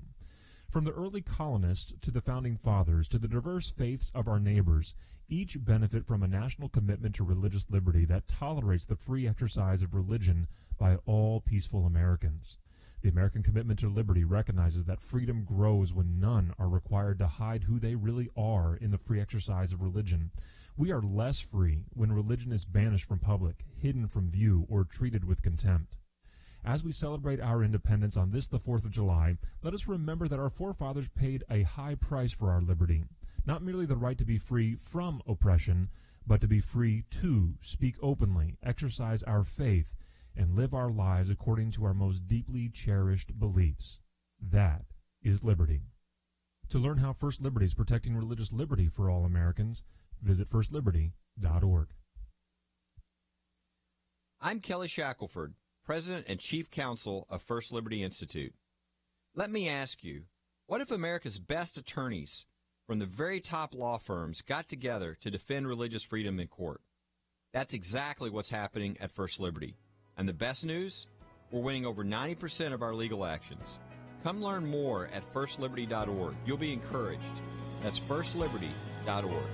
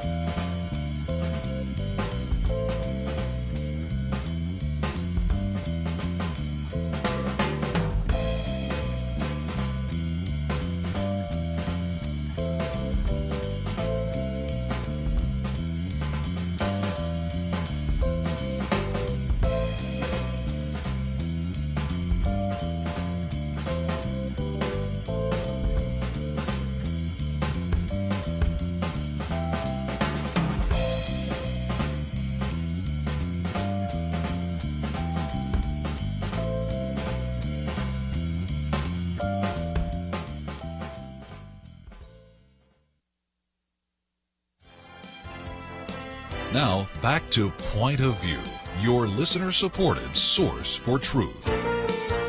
Welcome back to Point of View. We're taking your calls at 800-351-1212. We're trying to find out what words you would like to take back from the left or from just popular usage. And I do want to mention a piece that I posted at pointofview.net. We've got a lot up there today, but this one is the very last piece. I have a feeling we're not going to have time to get to it today because we've got so many calls on words that we want to take back. But it's by Hugh Hewitt. It's out of the Washington Post. It's an editorial, and he's a talk show host and attorney. And he says the pressure on John Roberts has been lifted. That's because with the confirmation, which will happen, of Judge Brett Kavanaugh to the Supreme Court, the Chief Justice will now change the way he votes. You have to have 4 votes to take a case. And sometimes Justice Roberts will use his discretion and vote against a case because he doesn't think it's going to go the right way. And now he's going to have more certainty because Anthony Kennedy will be gone, and you will have a more of a textualist, a constitutionalist justice on the court. So Justice Roberts, Chief Justice Roberts, will have more of an idea how cases will go. So he will be able to vote to take more cases. Some cases, of course, as the folks from First Liberty described to us, they don't even go up for oral arguments in front of the court. They just get decided from all the briefs that are submitted. So one of their cases, for instance, Marianne Sauce, was actually decided without oral arguments, and it went the right way.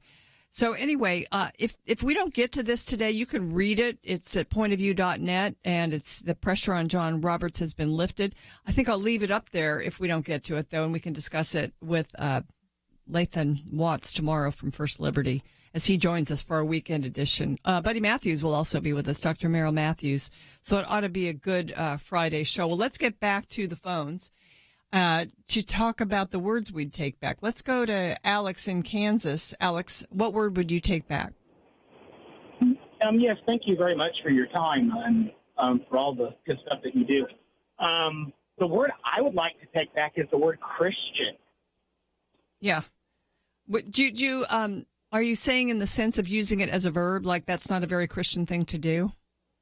In the sense of everything, because I don't know about you, but in my experience, and again, I'm a millennial, the word has so many meanings and definitions and actions put behind it that you can't even really describe Christianity.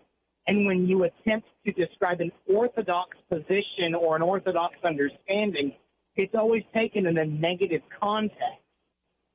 Yeah, that's for sure. Later in the program, we've got I'm going to welcome an author to the microphone. Her name is Andrea Syverson. She wrote a book, Altar Girl. And she talks about Catholicism, and she was Catholic, she became Protestant, and then she even got disillusioned in a sense with the church in itself. And I'm going to discuss with her the definition of Christian. I think that's an interesting point to bring up. But the word Christian describes really parts of faith or religion that aren't explicitly Christian, are they? Yeah, well, and the deal is when someone says this is Christian, it's like, well, what do you mean by that? Because Christianity is an ethic, it's a philosophy, it's a theology, and it's a way of life. So when you say that's Christian, what do you mean by that? How would you like it to be defined?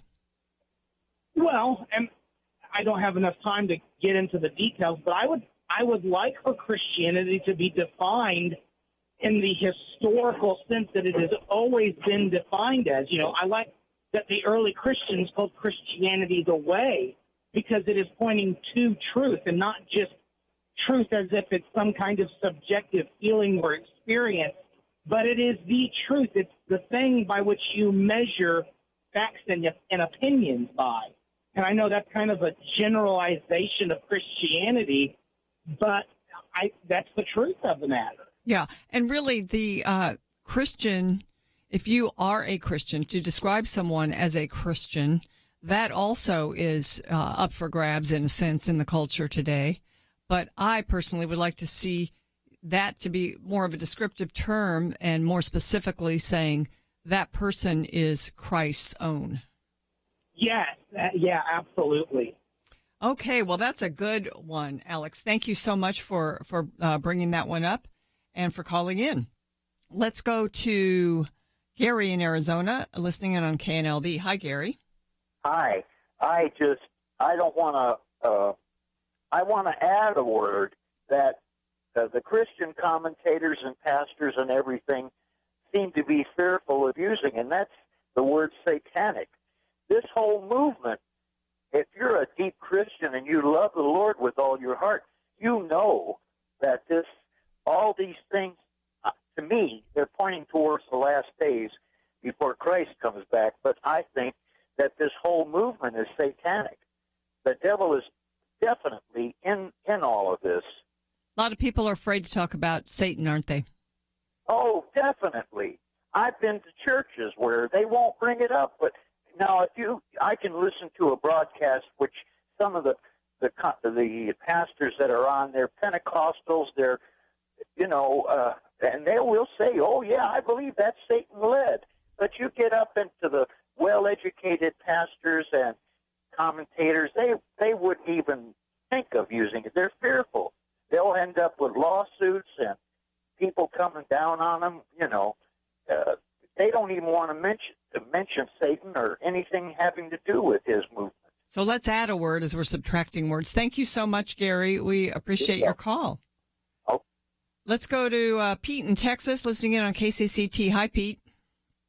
Good afternoon. I'd like to suggest that as a Hispanic growing up being called a Democrat, that we were not aware after listening of how far left the progressive movement has gone, and that we need to be re-educated again as to what really is, what we're talking about. I'm having a lot of trouble understanding you. This may be, I think it's the line that we have. So if you could try us back again, perhaps with another, get another location, because I can't quite understand.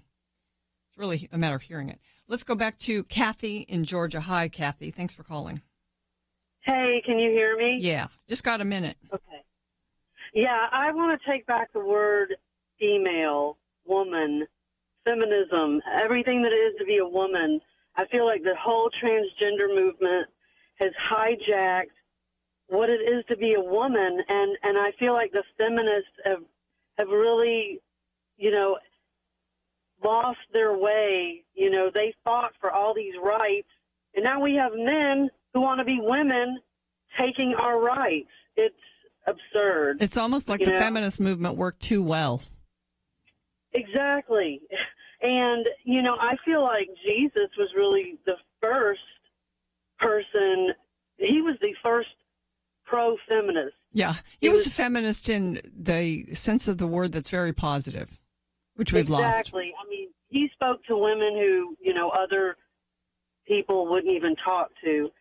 So I guess that's what really gets under my skin, how they've, normalized this transgender thing. I have a 14-year-old daughter, and it's so hard. My husband and I are like, this is not how it's supposed to be. Yeah. This is an abomination to God. It's hard to be a parent today. Listen, thank you so much for your call, Kathy. Thank you. We appreciate it. Ladies and gentlemen, next up, we're going to be joined by Andrea Syverson. Her book is Altar Girl.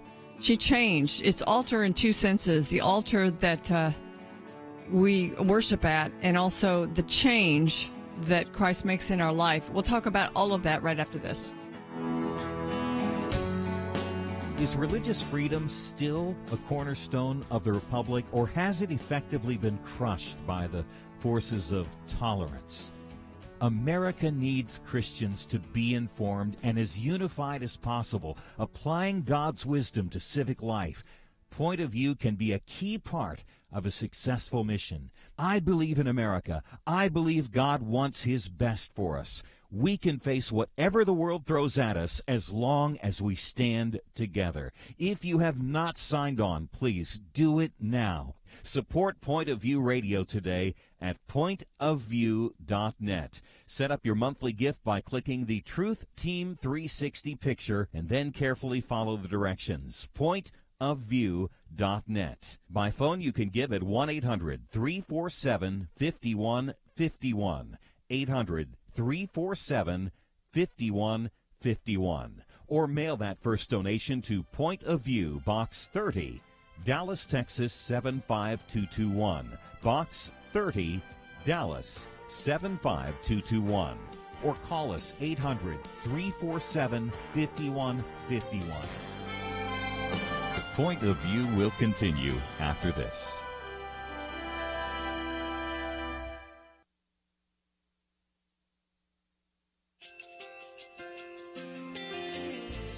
I just want to thank you so much for all the wonderful programming you have. You're just absolutely fantastic. I recently started listening to Point of View, and I really found it interesting because of the different subjects you cover. Thank you for that. I really appreciate everything that you do in keeping us informed. Thank you, Kirby, for everything that you have been doing. I appreciate all the work that you're doing, advocating for the Word of God. Thank you so much. Point of view, I think, is absolutely necessary because it's a Christian perspective, a biblical worldview perspective, and receive very current, up-to-date information about what is really going on, week to week in our culture, which is changing so rapidly, and yet it's morally sliding backwards. Yeah, I'm just, first of all, I thank you guys. Y'all's program is wonderful, and enjoy it every day. I learn so much every time I listen to it. Point of View Radio Talk Show.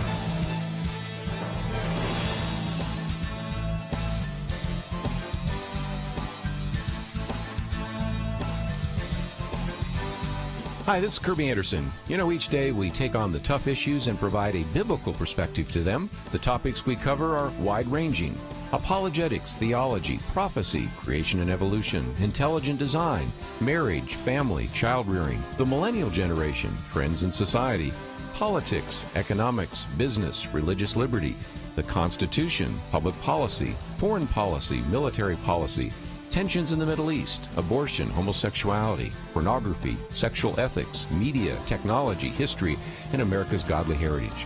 We talk about anything that affects your faith, your family, or your freedom.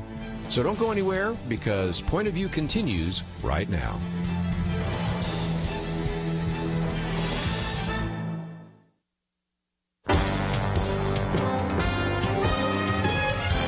Across America, live. This is Point of View.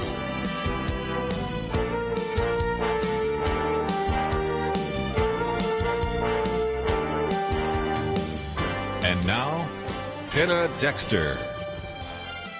Thank you very much for joining us, ladies and gentlemen, for this final hour, third hour for some people, actually for me, and of Point of View. I'm looking forward to this next interview, and I had fun reading the book that was written by our next guest. But first, Steve, I want to take one more call, because we've been asking people what word they would like to take back, and Julie in Georgia wants to take back the word truth, and I think that may lead us into our next interview. So let's just go very quickly to Julie in Georgia. Hi, Julie. Hi. Why do you want to take the word truth back? Well, because I believe there's only one truth, and that's the Word of God, and people are using it saying my truth and your truth may not be the same as mine, and there's really only one truth. Well, thank you for that. And that is so true. We live in a culture today where we can say that may be true for you, but it's not true for me. And people can use it to interpret the Bible, as you said, and also just different words that we used to take for granted. I mean, male, female, for instance. As someone mentioned, she wants woman to mean woman now. But it doesn't necessarily. So thank you for that. I think that's all encompassing. We appreciate it. Thank you. Ladies and gentlemen, thank you all for calling in. We have to say that we're going to really stop the calls on this subject right now, because I want to introduce to you my guest, and her name is Andrea Syverson. She is the founder and president of IER Partners, and she's dedicated more than 20 years to providing clients with innovative approaches to branding, product development, and creative messaging. She's written a couple of books about it. And some of her clients have been like Ben & Jerry's, Celestial Seasoning, Hallmark, Hershey's, Compassion International, and World Vision, so kind of a wide diversity. But she's written a book, and I found it very interesting. It's called Altar Girl, ALTER, Walking Away from Religion into the Heart of Faith. I think you will enjoy her story and also some of her thoughts about, well, truth and the church. Andrea, thank you so much for joining me.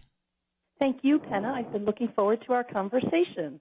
Well, I am too. And, let's just get right into your story, because to me it was fascinating and riveting. And I do recommend that folks read it for themselves. But I know from reading your book, Altar Girl, that you were raised Catholic, very Catholic. And yes. I mentioned earlier in the show that over the weekend I was in the Northeast, and I spent an afternoon with a couple of extended families of Catholics, Italian Catholics. Mm-hmm. And it seemed for some of them that it was more of a cultural Catholicism, but for others it was more all-encompassing. It was just a lot of their life was about that. Your family was kind of like that. It was all-encompassing, your Catholicism, wasn't it? Most definitely. I feel like my Catholic faith was as much a part of my whole being as my own nationality. And so I know there are cultural Catholics, but my family lived, eat, and breathed Catholicism. It was just part of who we are and who we were growing up in the Northeast in the 60s. Well, the sacraments, of course, when we think of Catholicism and we think of some of the liturgical churches, sacraments are very important, aren't they?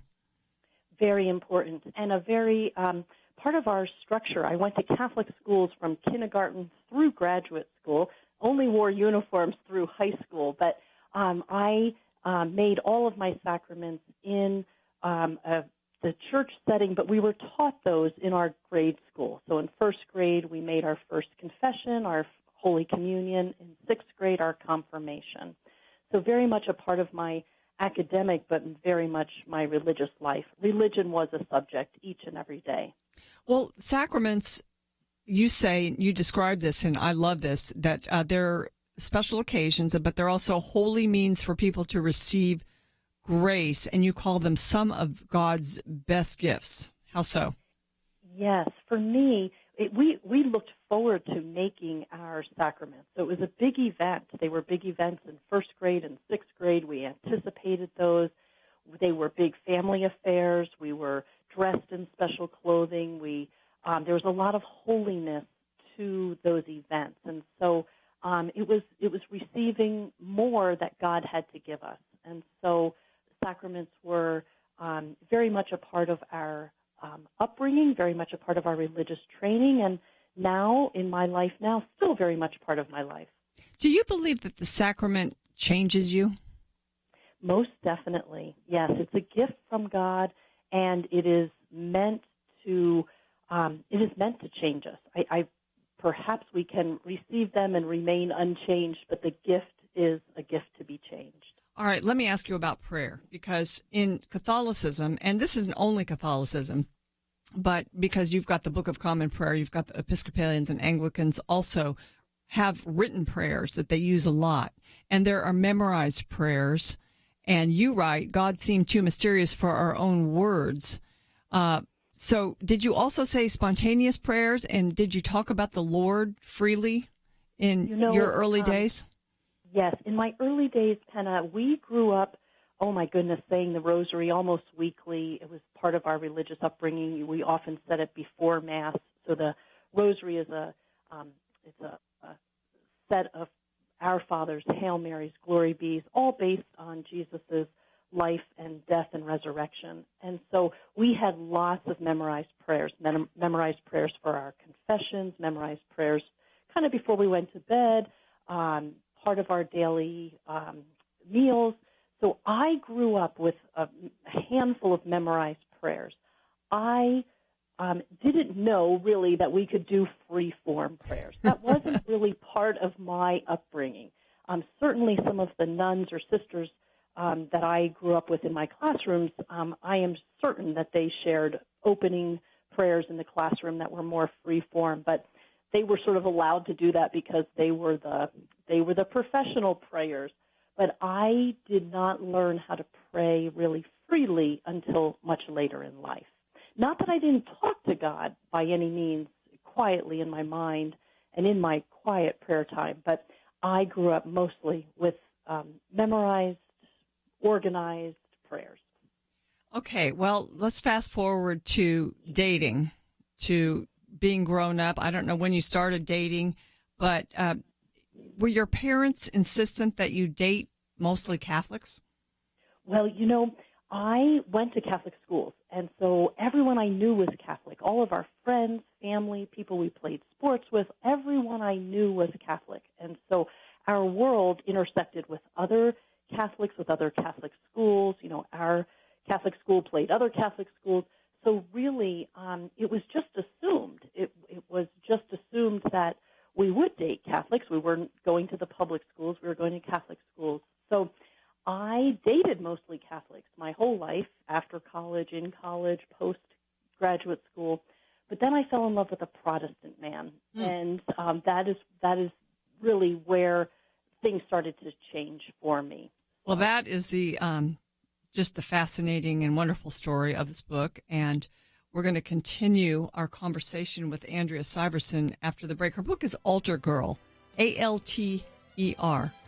Stay with us for more Point of View. We'll be back after these important messages.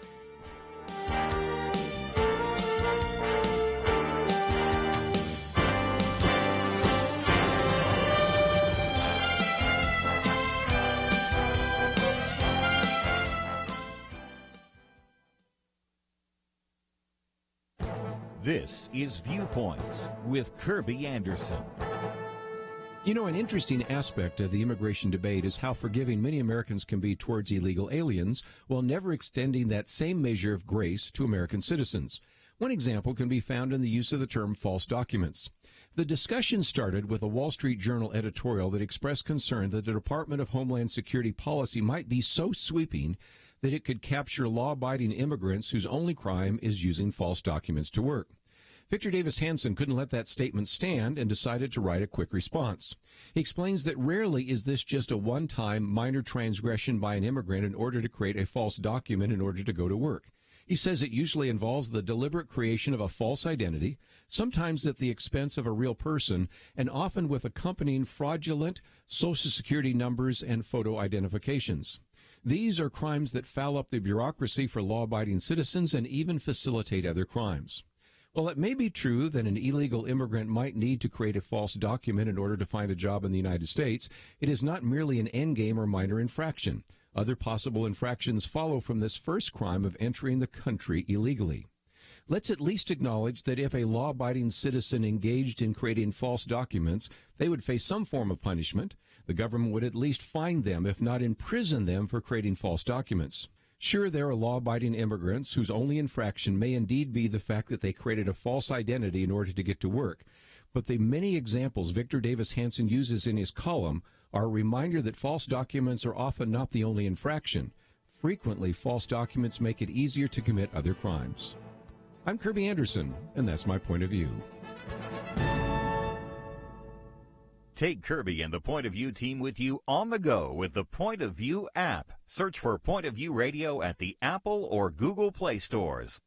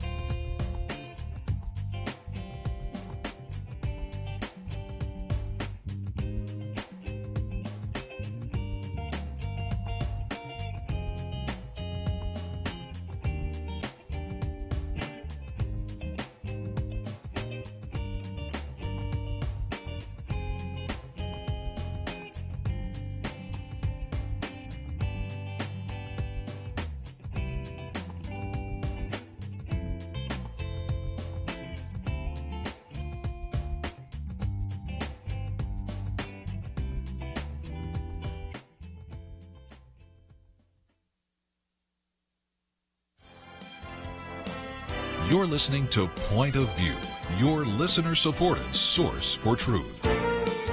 Welcome back to Point of View. I'm Penna Dexter. My guest is Andrea Syverson. Her book is Altar Girl. Perhaps this is your story. You were raised Catholic, and then you fell in love with someone who's non-Catholic. But, Andrea, in your case, not only did you fall in love with a non-Catholic, you fell in love with someone who took their faith very seriously, correct? My now husband, soon previous date that we're being discussed here, is a passionate Christ follower. And so that really was an important thing for us to figure out how we would worship and explore and share our faith together. We didn't want to be one of those couples going to two different services, involved in two different churches. And that works for many people, but it just wasn't what we wanted to do. Right. And you were dating. And so you assumed, though, that if you got married, he would become Catholic. You thought that at first, didn't you? Most definitely. Most good Catholic girls grow up, and if they are dating someone that isn't Catholic, just assume that man will become, if he loved her enough, would become Catholic. And so I just really never gave this topic a second thought. One, because I really never dated many non-Catholic fellas. And then, two, I just thought this was a shoo-in. And that just wasn't the case. Dean and I had a real dialogue and a real struggle to, even though we were both Christian, we both had so many similarities in our beliefs and shared so many beliefs. But really, Catholics and Protestants differ on some main points, and we had to figure out how to address those and find a way to become one in marriage. You write of a Venn diagram, and I know that you wanted overlap, and so did Dean. Was there really much in common between those two? where you could have that space filled up in the middle?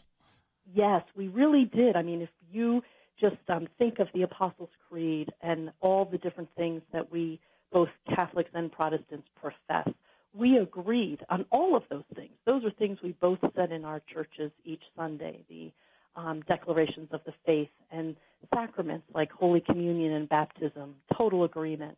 It was other things outside of that. The Catholics had more. They had saints, and they had the Pope, and they had just other things that Dean wasn't used to and wasn't part of his faith tradition. And so it was really most of our conversation on the outside edges of that Venn diagram. Okay, what about the word justified? Because the believer in Jesus Christ, you read in Romans and other places the word that we are justified in Christ. And did you understand that as a Catholic? You know, the term justification, to be 100% honest with you, Penna, was not a word I grew up with. And certainly we could talk about Martin Luther and the Reformation and all that good stuff, which I'm sure I learned in church history classes, but it wasn't a real part of my life. But the term justification felt new to me.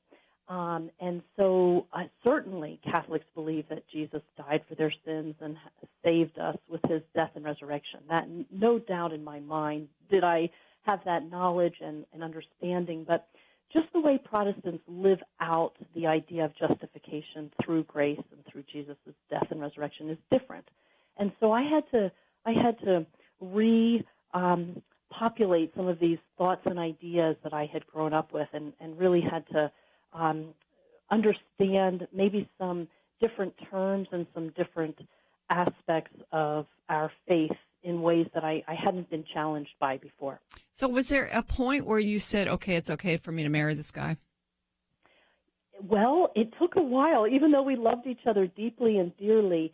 Yes, because I felt like, gosh, we had the basics in agreement. We were very committed to everything that we both, our core beliefs. And really what Dean brought to my life in a big way was deep Scripture study and the Bible as a daily book of devotion and prayer. And I am a reader. I have read more books really about religion and by pastors and by scholars and all sorts of folks, but I never really used the Bible as a Catholic the way Protestants use the Bible. And that has been one of the best gifts in my life and from my marriage.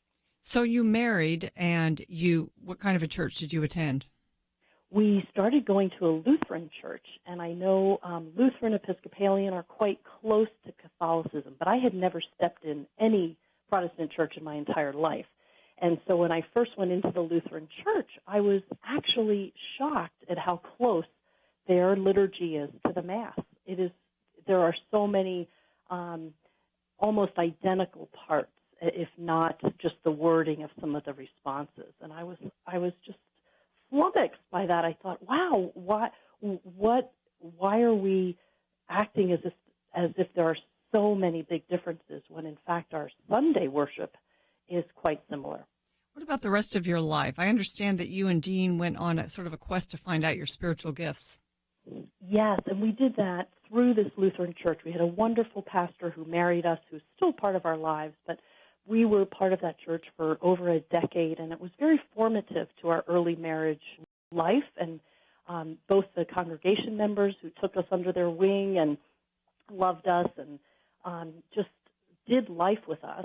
We, in a more formal setting at the church, we both took a spiritual gifts inventory, which is very similar to things they have in the business world where you learn about your strengths in leadership or different things. And I thought that was another thing. I thought, wow, I went through, 18, however many years of Catholic school, and I didn't walk away knowing this was a spiritual gift or that was a spiritual gift. It seemed like a good class I could have learned maybe in 6th grade or definitely in high school or college. What was your main spiritual gift? Well, Panna, I was shocked to find out that it was hospitality. Even though I love all aspects of hospitality, that just didn't seem serious enough for me. Like Martha Stewart.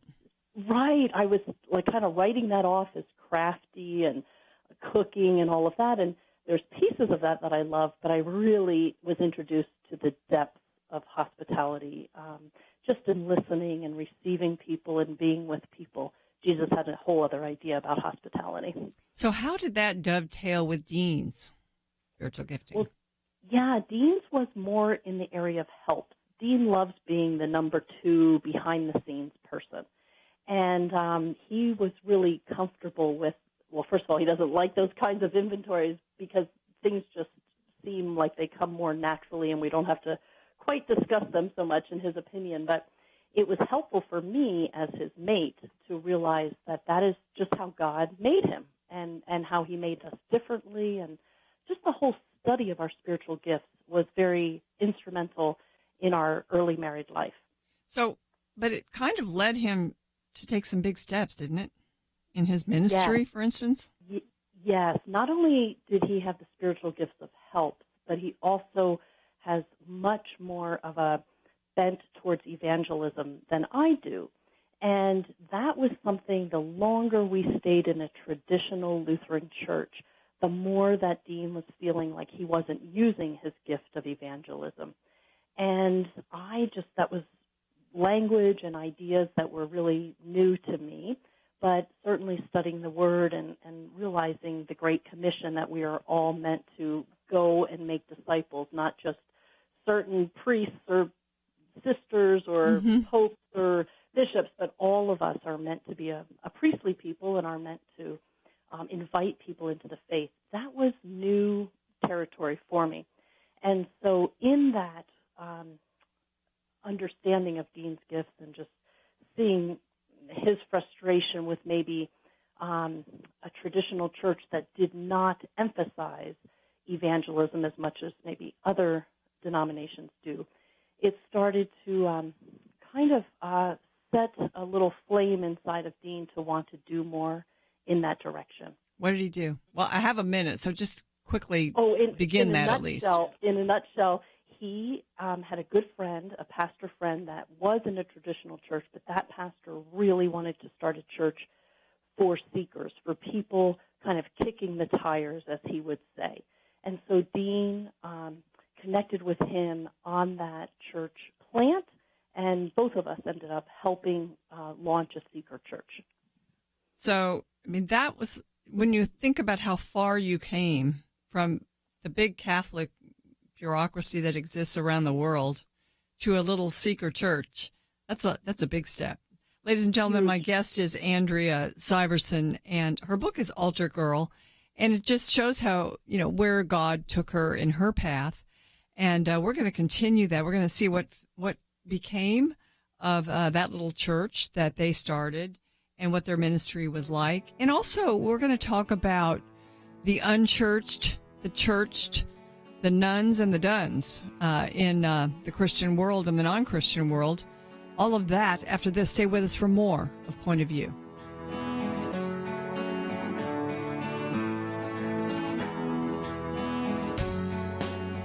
If you've listened for any length of time, you've probably heard about Point of View listeners who've done amazing things, started ministries, found their life's calling, impacted their city, their state, the nation. But let me be clear, you don't have to have a huge impact to be faithful.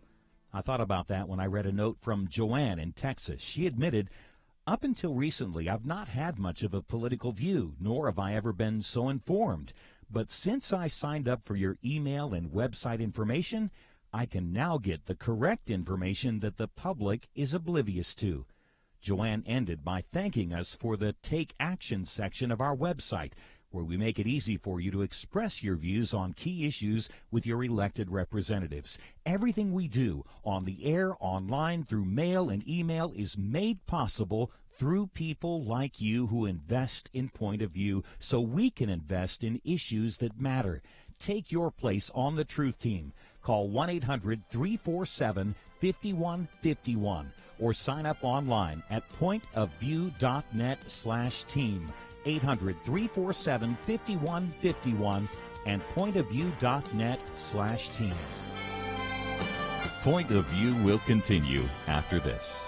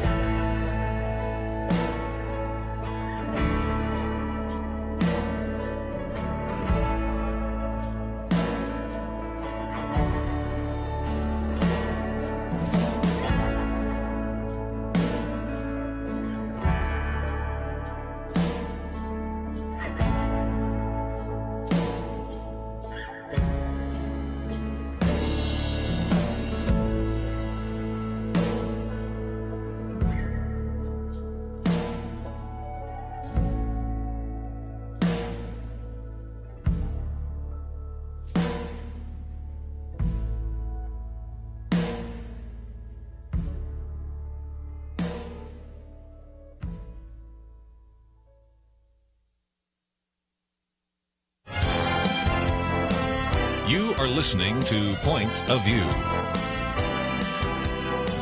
The opinions expressed on Point of View do not necessarily reflect the views of the management or staff of this station. And now, here again, is Penna Dexter. This is what Pastor Eugene Peterson, author of The Message, writes about Altar Girl. Altar Girl is a tour de force of learning how to abandon preconceptions of the life of faith and embrace what is so generously given, beautifully and honestly written. I would agree with that. Andrea Syverson quotes, many of her Bible quotes throughout the book are from The Message. And I might mention that her story is the first part, and then there's a devotional, and actually an interactive devotional where you can write your thoughts after the little devotional message. And it's just simple on several topics. For instance, I love the one, Andrea, on worship. Oh, thank you. Because worship isn't just what you do in the church on Sunday, is it? No, and as a matter of fact, I love how Pastor Eugene Peterson talks about worship, that it's our whole life. And, you know, so many times churches are getting kind of twisted and flummoxed with ideas about contemporary worship, traditional worship, all sorts of musical accompaniment conversations, and they're missing the real boat, that how are they helping people give glory to God in their everyday lives, in their neighborhoods, in their homes, in their workplaces. So worship, just really unpacking that word from a biblical perspective, really changed my whole view of church. Ladies and gentlemen, perhaps you've taken a journey similar to Andrea's and would like to share it with us. If you would, you could give us a call at 800-351-1212. We'll try to take a couple of those. But Andrea, tell us about this church. You called it a church that is not a church that you started? When our friend and Dean started talking about this, and our friend is a pastor, and so he had been pastor and been to seminary in a traditional congregational setting, but he himself was feeling stifled by that setting and really wanted to do something different, really bring church to where people are, places like coffee shops and bookshops and just where people are congregating in their daily lives. And so their original vision was really like a Starbucks-type setting where, in a very informal way, he would lead conversations about God, questions, ask and answer questions that people had, just really mix it up. I mean, even though we have so many churches across America, many of them are doing church the same way. And there's thousands of people that way just doesn't appeal to. And so this pastor and my husband and several other folks who participated in this venture really started by wanting to reach people in unconventional ways. So it became a church, though, right? Yes. And so much like an entrepreneurial startup, you know, where there's a founder and a vision and it takes off like wildfire and it's wonderful, that all happened for this church. And we were so overjoyed to be part of that process and had lots of friends become part of that process and use their spiritual gifts and talents in ways that had not ever been tapped into. And that was all good, but at some point after 5 to 7 years, the church, just much like an entrepreneurial company, starts to become more bureaucratic and starts to become more like a traditional company or church. Well, you can't have it in Starbucks forever. Right. You can't have it in Starbucks forever. And in this case, it actually meant in a school auditorium. And so, yes, then questions about building campaigns and funds and all of that started, and what we felt, it was strictly our personal opinion, but Dean and I felt like the church started becoming more inward, as opposed to when it first started. I use the term outward bound because that's just a great program for young people, but that idea that church was outward bound. And in this growth process, it started to become more about internal buildings, programs. And while I'm not saying any of that is bad, it's just we didn't need another church doing that. There's there's so many churches doing that. This one, we felt, started to lose its mission and its focus. So what happened? What did you do?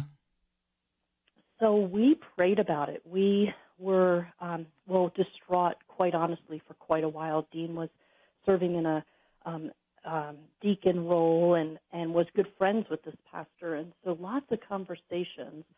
And after lots of conversations, we made a very hard decision to leave, only because we could not support that mission. We really didn't leave one church that we were all in and very much part of that community to help sort of start one that was really a mission-driven church, and what we thought we were being sort of modern-day missionaries in our little town here.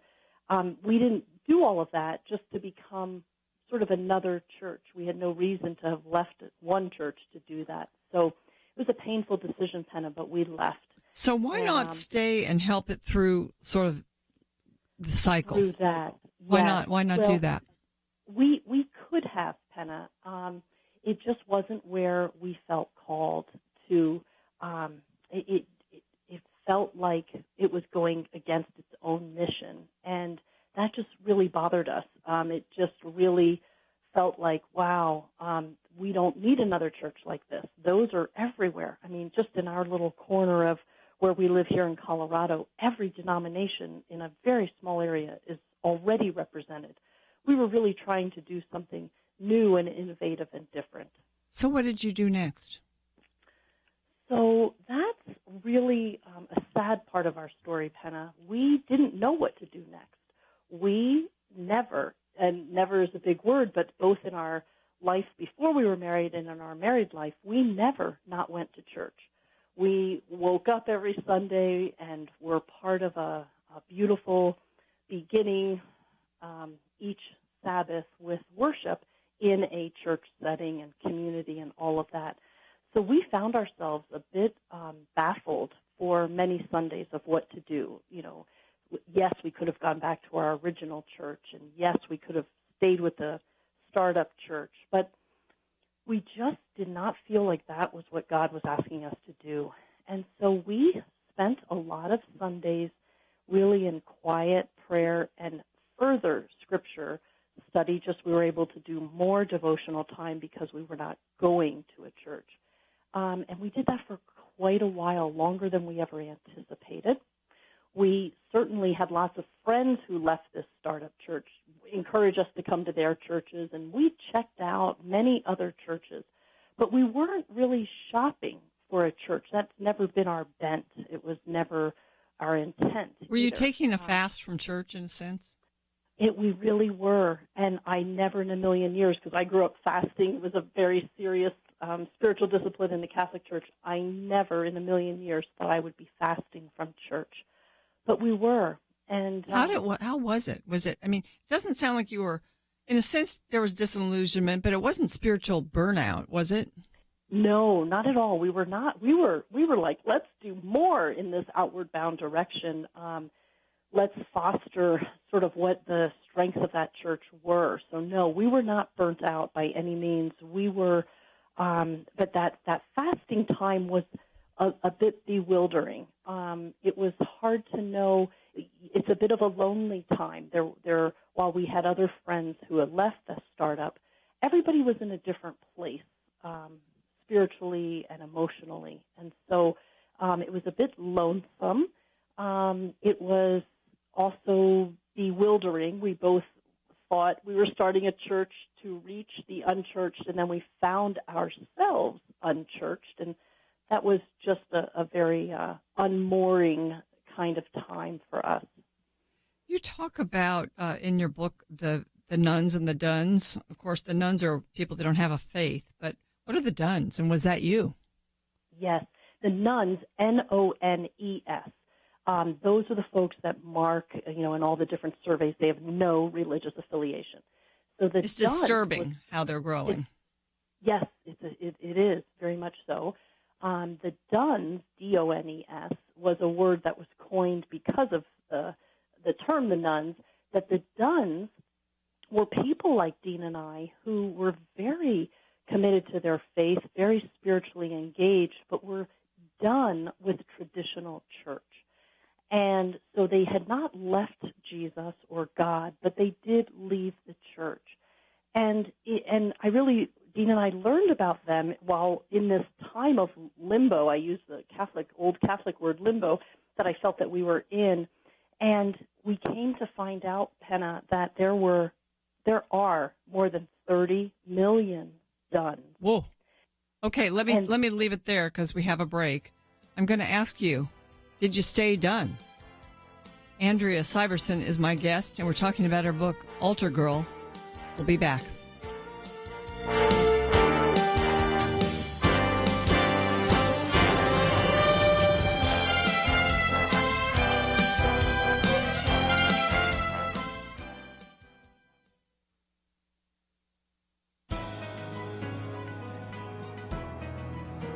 Welcome to the First Liberty Briefing. I'm Jeremy Dice. The city of Mission Woods, Kansas covers just 64 acres outside of Kansas City. Its part-time government leadership is concerned that the expansion of the Roman Catholic Archdiocese of Kansas City into their small town is going to cause problems. The Archdiocese purchased a derelict home in Mission Woods. The roof had holes in it. Animals roamed the attic freely. But the Archdiocese favored the house for prayer groups, religious meetings, and religious education throughout the week. Nonetheless, the Mission Woods City Council has twice denied their application, citing traffic and parking concerns. In the past, the City Council has approved more expansive land use in the same area for secular groups like athletic fields for the local high school and a significant parking lot for the University of Kansas Health System. It appears that sports and parking are preferred by the City Council, but parking for religious meetings is unwelcome. The Archdiocese has taken the appropriate step to file a lawsuit under the Religious Land Use and Institutionalized Persons Act, or RLUPA. It may appear insignificant, but this case gives all the appearances of religious discrimination. Congress understood that city councils could easily hide religious discrimination within neutral rationales and zoning ordinances like traffic and parking. RLUPA forces a closer look at those seemingly neutral defenses, requiring an agency to demonstrate their fairness. To learn how First Liberty is protecting religious liberty for all Americans, visit firstliberty.org. You can learn how to protect religious freedom in the workplace, public schools, church, the military, and more by downloading First Liberty's free Religious Liberty Protection Guide at firstliberty.org. That's firstliberty.org. If you want hope for religious freedom, go to firstliberty.org.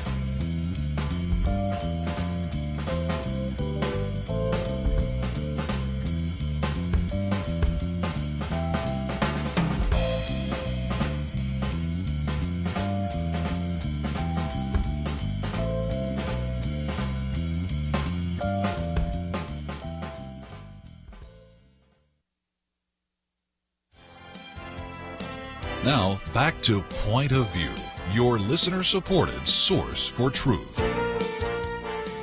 Welcome back to Point of View. Andrea Syverson is my guest. And if you look at the cultural trends and statistics, you do see that church attendance has dropped. And we've got churches closing and merging. Andrea Syverson says that 4,000 churches are closing per year. And Andrea, so there is a trend in the culture. Did you feel like you were part of that trend, or did you just feel like this was specific to you? You know, I didn't. I think, oh gosh, is it C.S. Lewis? No, I don't think it is. But someone says the personal is the universal. And at the time Dean and I were going through this, it felt very much just us and very personal. when I came to learn that there were 30 million more people like us, then it felt like, oh my gosh, this is not just us. This is a trend where people who are deeply committed to their faith and very much wanting to participate in community life are not finding church as it's being done now relevant, meaningful, really what we think Jesus might want. So what did you do? So after a long time of fasting from church, certainly in that time we explored other churches and found wonderful pastors and communities and listened to lots of podcasts and, as I said, did a lot of further Bible study. And we have a kind of a scattered community of church friends from both of these congregations, so lots of connections in those ways. But we never belonged to another church. We went back to our first church, our Lutheran church, many, many times and still do. And then there was a little church practically in our neighborhood. We live in Colorado and neighborhoods are quite spaced out, but let's just say in our 10-mile radius. And we had seen a sign there. It was really meeting on a ranch with other like-minded people. And we started visiting that. Eugene Peterson says, find the closest church to your home and go to that. And don't be looking for all sorts of things that we normally look for in church experiences. And so we went there, and that keeps calling us back. And so I would say, Penna, without any kind of plan, we have our toes in that community church as well as in our liturgical church, as well as just the idea of bringing our altars, A-L-T-A-R, with us wherever we go, and really trying to be the church as opposed to spending most of our time going to a church. So you went from altar girl, A-L-T-A-R, to altar girl, A-L-T-E-R, girl. Do you think that cycle is complete? Well, I hope I'm back to A-L-T-A-R, where I'm really trying every day asking God for the grace to help me be his Jesus' hands and feet. And so really taking my altar wherever I go, whether it's the grocery store or in my work with business clients or in my neighborhood. And that's just been my personal journey. I know mine has been a messy story and probably never would have been quite so messy if I hadn't have just explored things outside of my traditional upbringing. But I'm ever so grateful that I did. You know, I have read a bit about the Duns, and some commentators and observers have said, well, the Duns, with so many Duns out there, D-O-N-E-S, the churches are losing their best and brightest. These are not people that are loser Christians at all. They're strong believers, and they've been contributing to the church, and they're leaving. So is that, I mean, in your mind, is that a loss for the church, or is it just a redirection? You know, it's both, Penna. It's a very good question. I think it is a loss for the church, and I think one of the biggest problems is, really, I'm not sure churches care. It's been shocking to me how little feedback mainline traditional Catholic churches have gotten from the Duns. They haven't asked, like you would ask in an exit interview if you were in the business world, you know, what happened, what's going on. And so I am not sure it's a blind spot for the churches. I don't think the reality has hit them that these people are leaving, and they weren't just pew sitters. You know, these were your active volunteers, very committed. And so what is going to happen to the church long term without those kinds of folks? So that's part A. Part B is a redirection of that energy is still going out into the world. That, Dean and I, our faith is really still being lived out as it was when we were connected with the church. It actually has found more opportunities in maybe secular settings to try to be more of the church. So I think it's both. So you mentioned mainline churches. So in a sense, when I think of the term mainline, I think liberal. And you see the move. I mean, some folks are looking, I'm thinking of Russ Moore, who's at the Southern Baptist. He's the head of the Ethics and Religious Liberty Commission. And he's not disturbed by the shrinkage, because he says the church is becoming purified, and that people are moving from liberal mainline churches into churches that adhere more to scriptural principles. Those churches are still growing. What do you say to that?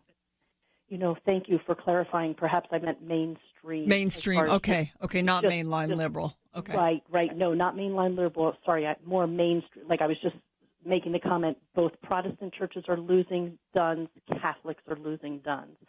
And so to Russ's point, I think I don't have direct experience to comment on that. Okay. All right. What about pastors who are done? That's sad. Yes. As a matter of fact, I was sitting on a panel with Josh Packard, who wrote, the sociologist who wrote about the duns, a pastor that has started a whole ministry that doesn't include church, and then myself, just as I think I was being used as the poster child of some of the duns. And in that, it was a panel speaking to church leaders, primarily pastors. At that conference, Penna, so many pastors came up to Dean and I quietly and said, "We're done too." And oh my goodness, it was heartbreaking for Dean and I, because, gosh, if the pastor is feeling that, how can he or she lead a group of people if they're burnt out, shall we say, and if they're wanting to get out of their leadership role? It's much like you see in corporate America, where people stay in a job at years longer than they really are being effective and creative in that role. So very, very sad for pastors. Yeah. Well, I wish we had more time, Andrea, because I'd love to just explore this further. There is, scriptural admonition for meeting together. Yes. And so I know that there's a hole probably in your life at the moment because of that, because I think we all need that community. And yet you're following the Holy Spirit's leading, I believe, in going toward God, but trying to figure out what that is. And I'd love to just kind of explore it more. Maybe we can do it another time. But meanwhile, I really hope folks will read this book, because I'm sure that this is striking a chord with people everywhere. You're not the only one. And so thank you for writing it. Thank you, Penna, and thank you for introducing me to your listeners, and I really have appreciated our conversation. Thank you, and God bless you. Well, thank you for joining me. Tomorrow is our Friday weekend edition. Lathan Watts from First Liberty Institute, Dr. Merrill Matthews will be with me, and we will have a lot to talk about. Have a great evening.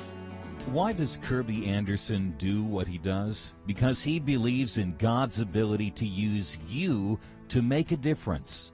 There's a real need for us to articulate a responsible biblical perspective and to give people an understanding of what is happening in the world, and in addition to educating them, to then empower them to go out and make a difference for Christ. Together we can push back the growing darkness. It's not going to be easy, but by God's grace, it is happening, one person, one community at a time. Join us in this mission. Become a monthly partner. $1 a day, $30 a month will make a huge difference. Or perhaps you can do $100 a month. We need partners of all sizes. We need you. Give today online at pointofview.net. At the top of the page, next to the Donate Now button, click on Become a Monthly Partner. Pointofview.net. Mail your donation to Point of View, Box 30, Dallas, Texas 75221, or call 800-347-5151. Point of View is produced by Point of View Ministries.